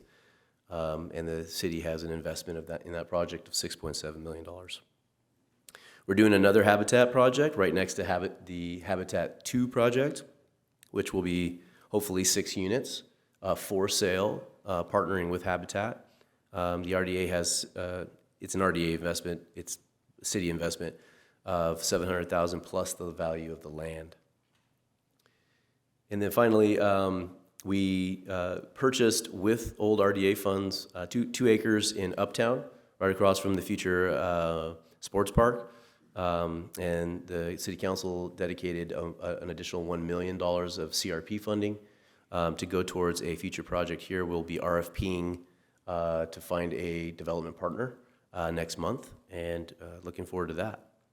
So in total, there's 661 completed units. There's 143 funded in the pipeline or under construction, with $43.3 million invested in the complete affordable housing, $15.2 million, which is allocated, and of those funding of that funding source that I mentioned is quickly being depleted with no replacement. But the city has, since its inception, invested $58.5 million in affordable housing throughout the city of Temecula, which is a considerable sum of money. If you kind of average that out over every year of the city's existence, it's in the neighborhood of $2 million in investment every single year since the city incorporated.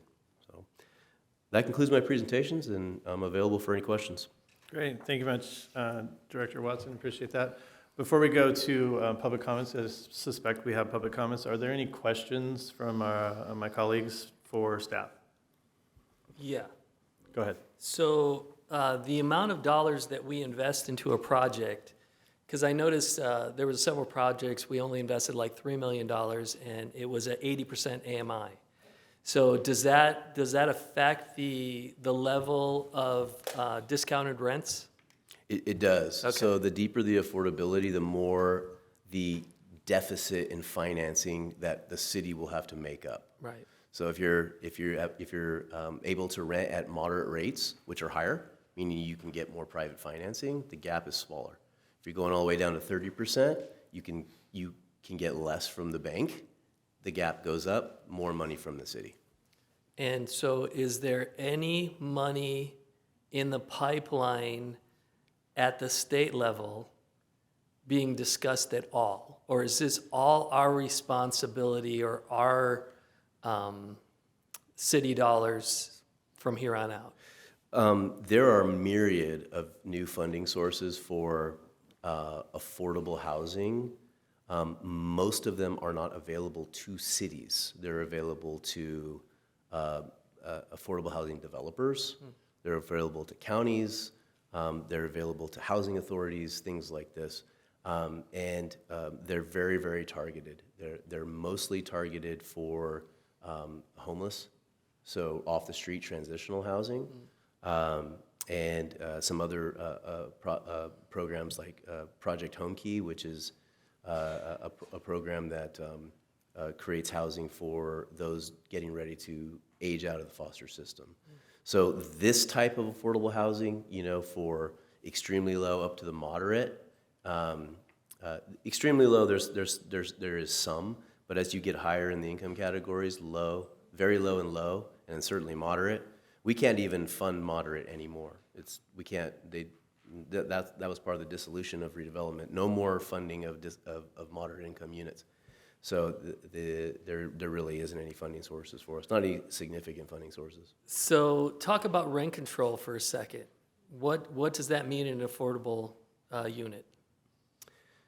Well, a lot of people use the term rent control in a lot of different ways. What it means for what I would say it means for us here in Temecula with the affordable developments that we have is that once we make a contribution to a project, which our contributions are upfront, they're not ongoing, they're upfront, is that we purchase reduced rents, and they are controlled at that rent for the duration of the 55 years.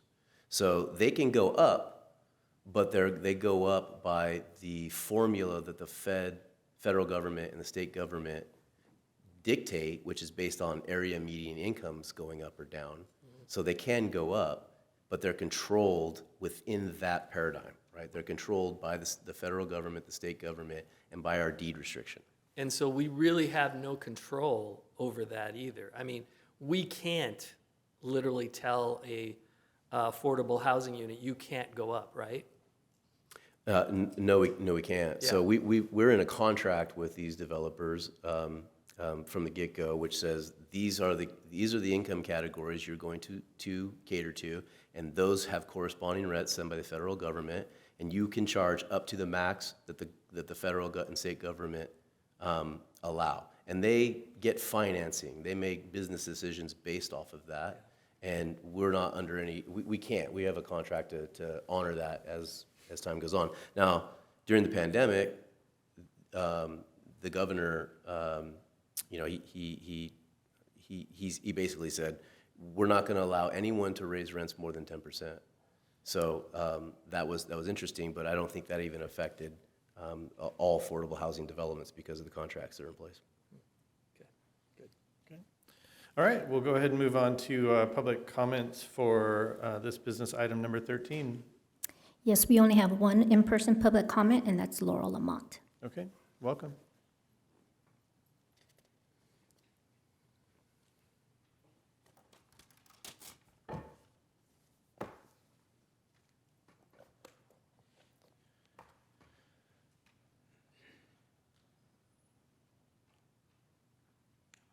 I think you can twist it maybe, or there's a button on top that'll widen it for you.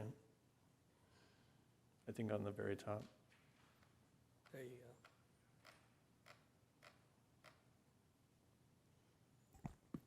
go. Okay, let's talk about why we need affordable housing. Capitalism. CEO pay has far outsurpassed average worker pay. So housing has far outsurpassed what the lower economic earner can do. So we can keep pointing the fingers. It's not our responsibility, it's their responsibility. It's not our fault, it's their fault.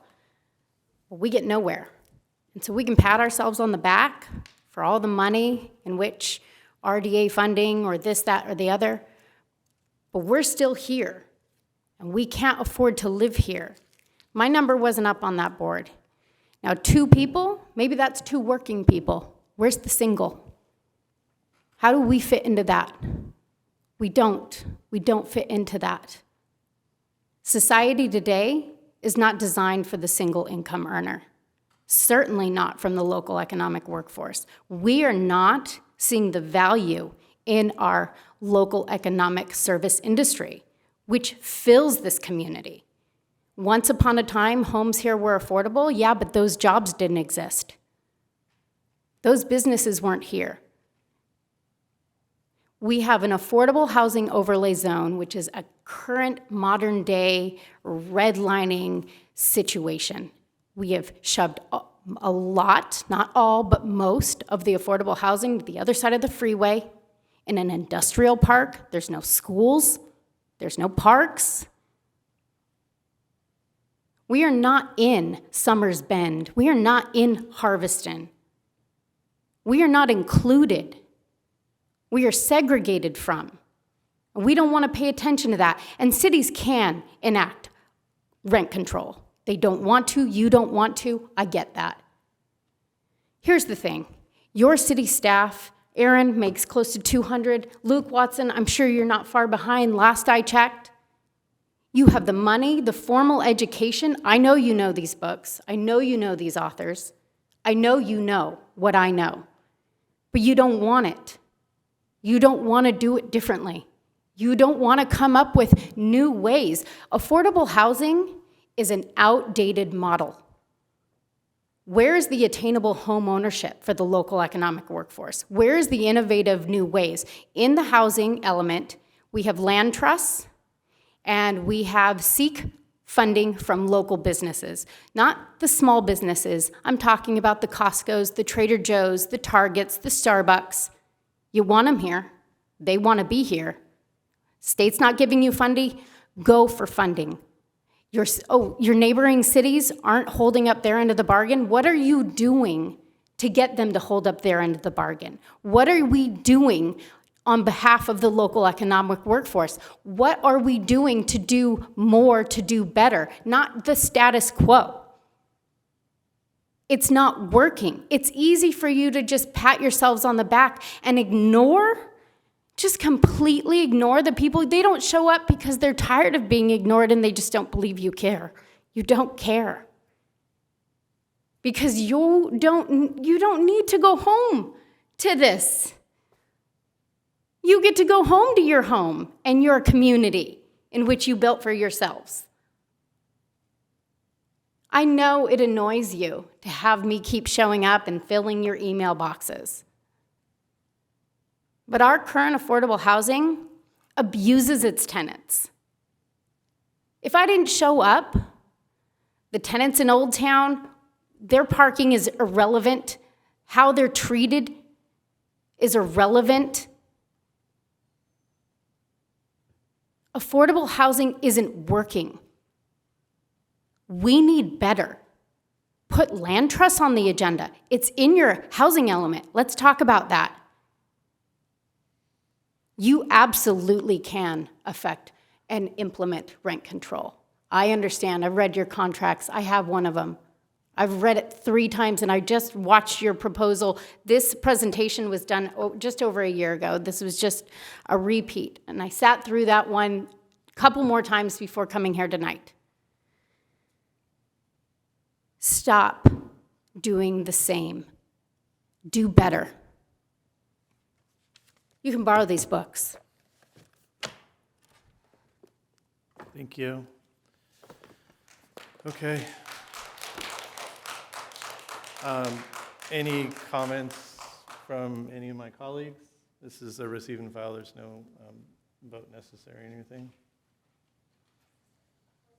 I mean, my only comment is that we would do a lot more if we had the funding. Again, this is where the state of California took away a funding source that was being utilized by a local agency like Temecula in a proper way, and they literally just yanked it because they wanted to build a train in the middle of nowhere.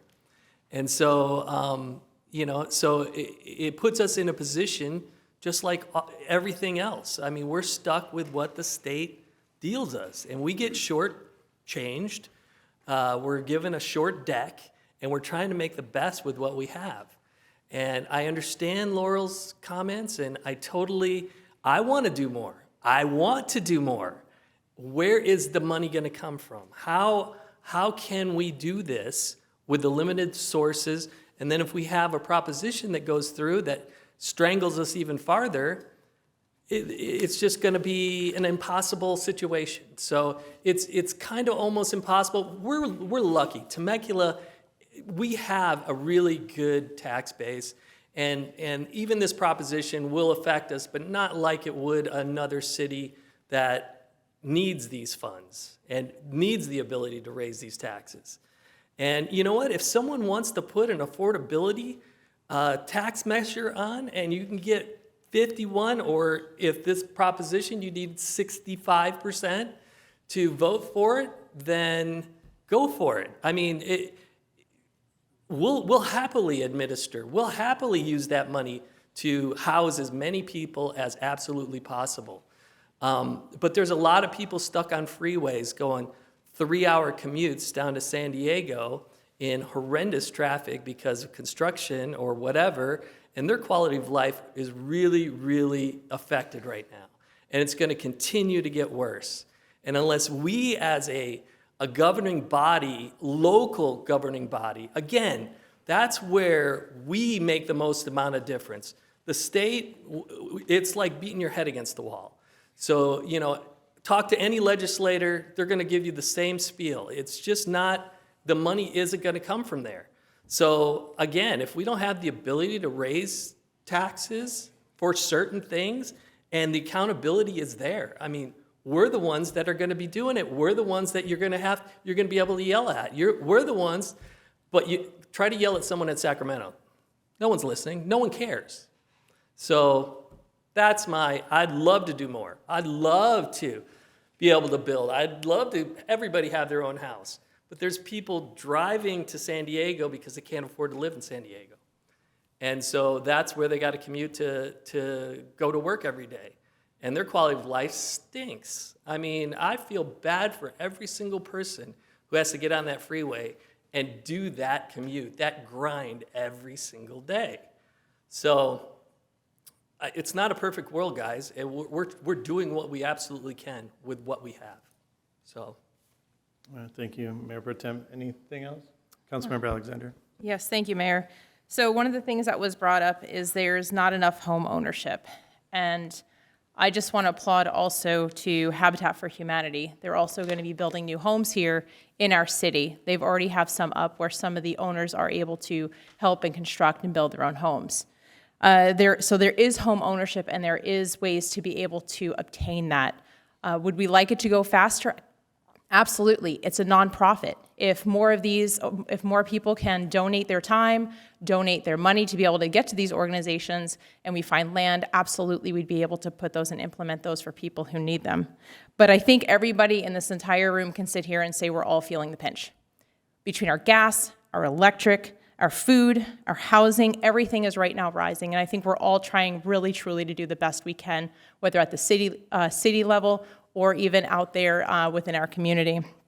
You know, if I can just add one thing, and maybe people didn't think about this, but if we can't per se right now do more for housing, what is another way that our community can come alongside of these individuals who are hurting and in need? My biggest thing is we have so many nonprofits in the area, so many churches in the area, whether you want to go to them or not is your prerogative. But there are ways to get food, there's ways to get other resources to be able to start having your money be put in the banks to be able to start saving for a house later on. So it's just trying to find out other ways to be able to save money to finally be that home owner and just finally be able to put some money in the bank. So just other ways just to think about trying to get help within the community. Thank you. Councilmember Brown, anything? Okay. All right, I'll try to make it brief. I'm disappointed Laurel left. I understand she's, working and needs to go home, and so I hope and I know she'll go back and listen, and I'll happily let Laurel vent at the podium because I know Laurel lives here, so I'll take it. A lot of the things that we do take time, and one of the key tenets of one of the books Laurel put up from Charles Marone is this idea that things take time, and cities are built, great cities are built over time incrementally, and incremental development is important. Before I was on a commission, before I was even elected, I was an activist, I guess, if you will. And I know a lot of folks use that in a negative light nowadays, but I felt like the city needed to do more for active transportation. And I didn't care where the money came from. I was just like, just give us more money, right? But then you look at, your annual operating budget and your CIP, and you start to understand that the city is more than one thing, right? There's many, many, many things that the city does to control and improve quality of life. Public safety, infrastructure, everything that TCSD does. You go down the list and you start to think like, well, what do we take away, right? Because I don't disagree with some of the points that Laurel makes. I disagree with some of the methods and some of the things with, sort of earmarking homes for Temecula residents. It just isn't even possible. If we build something affordable, anyone can move into it, from anywhere. Vine Creek, we like the individual contributions, like $110,000 a unit, if my math is correct. Do we just give every resident $110,000 and go out to the free market? I don't think that's a sustainable way to do it. I think Habitat, like has been mentioned before, is a great model. I'd really love to see us scale that up, and I know there are plans. I know there's some talk about how do you scale that up, because 5 and 6 and 3 unit developments isn't really making a huge dent. I understand the argument. When we moved here, we took a gamble on the city of Temecula. We didn't know what it was going to be like in 2000. We're like, it could be a dumpster fire, or it could be a pretty bitchin' place, and it is. It's a really nice place, and so values have gone up because of that, right? So, it's hard to hear some comments and hear them over the years of, sort of maligning folks that live in Harveston or that live in certain areas, and that's not really fair. To attack folks for where they live, I wanted to live in Encinitas. We couldn't afford Encinitas, so we live in Temecula and we love it, right? So there's a whole lot of things that go into this, and the presentation tonight was sort of a redo of the one we did a year ago. I didn't think that any of the points would certainly resonate with some folks. But it is important that the community knows how much money we have put into affordable housing and how much the rents are decreased. I mean, you look at, $1,000 a month less than market rate. It's pretty significant.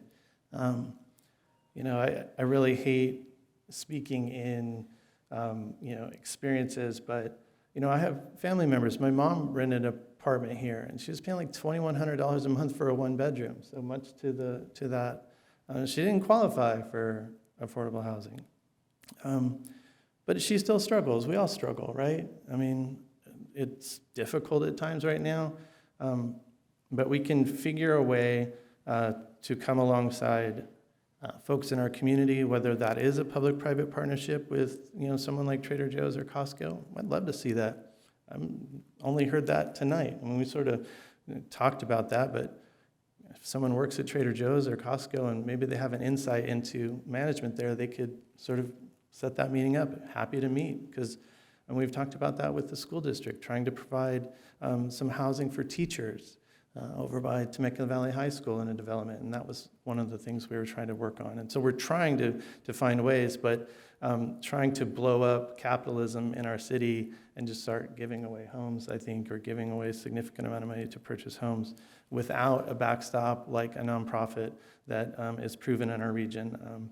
I don't think we're going to be able to do that. So, Luke, I appreciate the presentation and the dialogue here tonight on this, and thank you.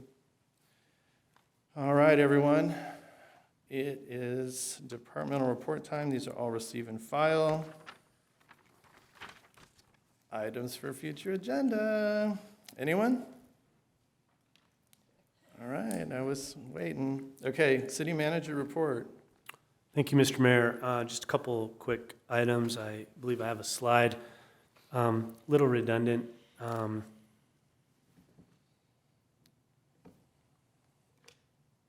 Jonathan, please. A little redundant, you mentioned it, but a little more illustration of the great work the Public Works Department did in less than 24 hours. And I just wanted to say thanks, Pat Thomas, Rodney Tidwell, the entire maintenance team. They really did a phenomenal job. And of course, this is a shortcut to I-15 northbound and as a commuter road. And so it was important that we moved as fast as humanly possible. So my thanks to the entire PW team. Thank you, Jonathan. Next slide. This is something I know the City Council is well-versed in, but for the benefit of the general population and community, you know the Quality of Life Master Plan is really sort of our guiding document in terms of budget and land use and capital budgets and priorities for the community. And one of the core values of the Quality of Life Master Plan is that we strive towards is a safe and prepared community. Next slide.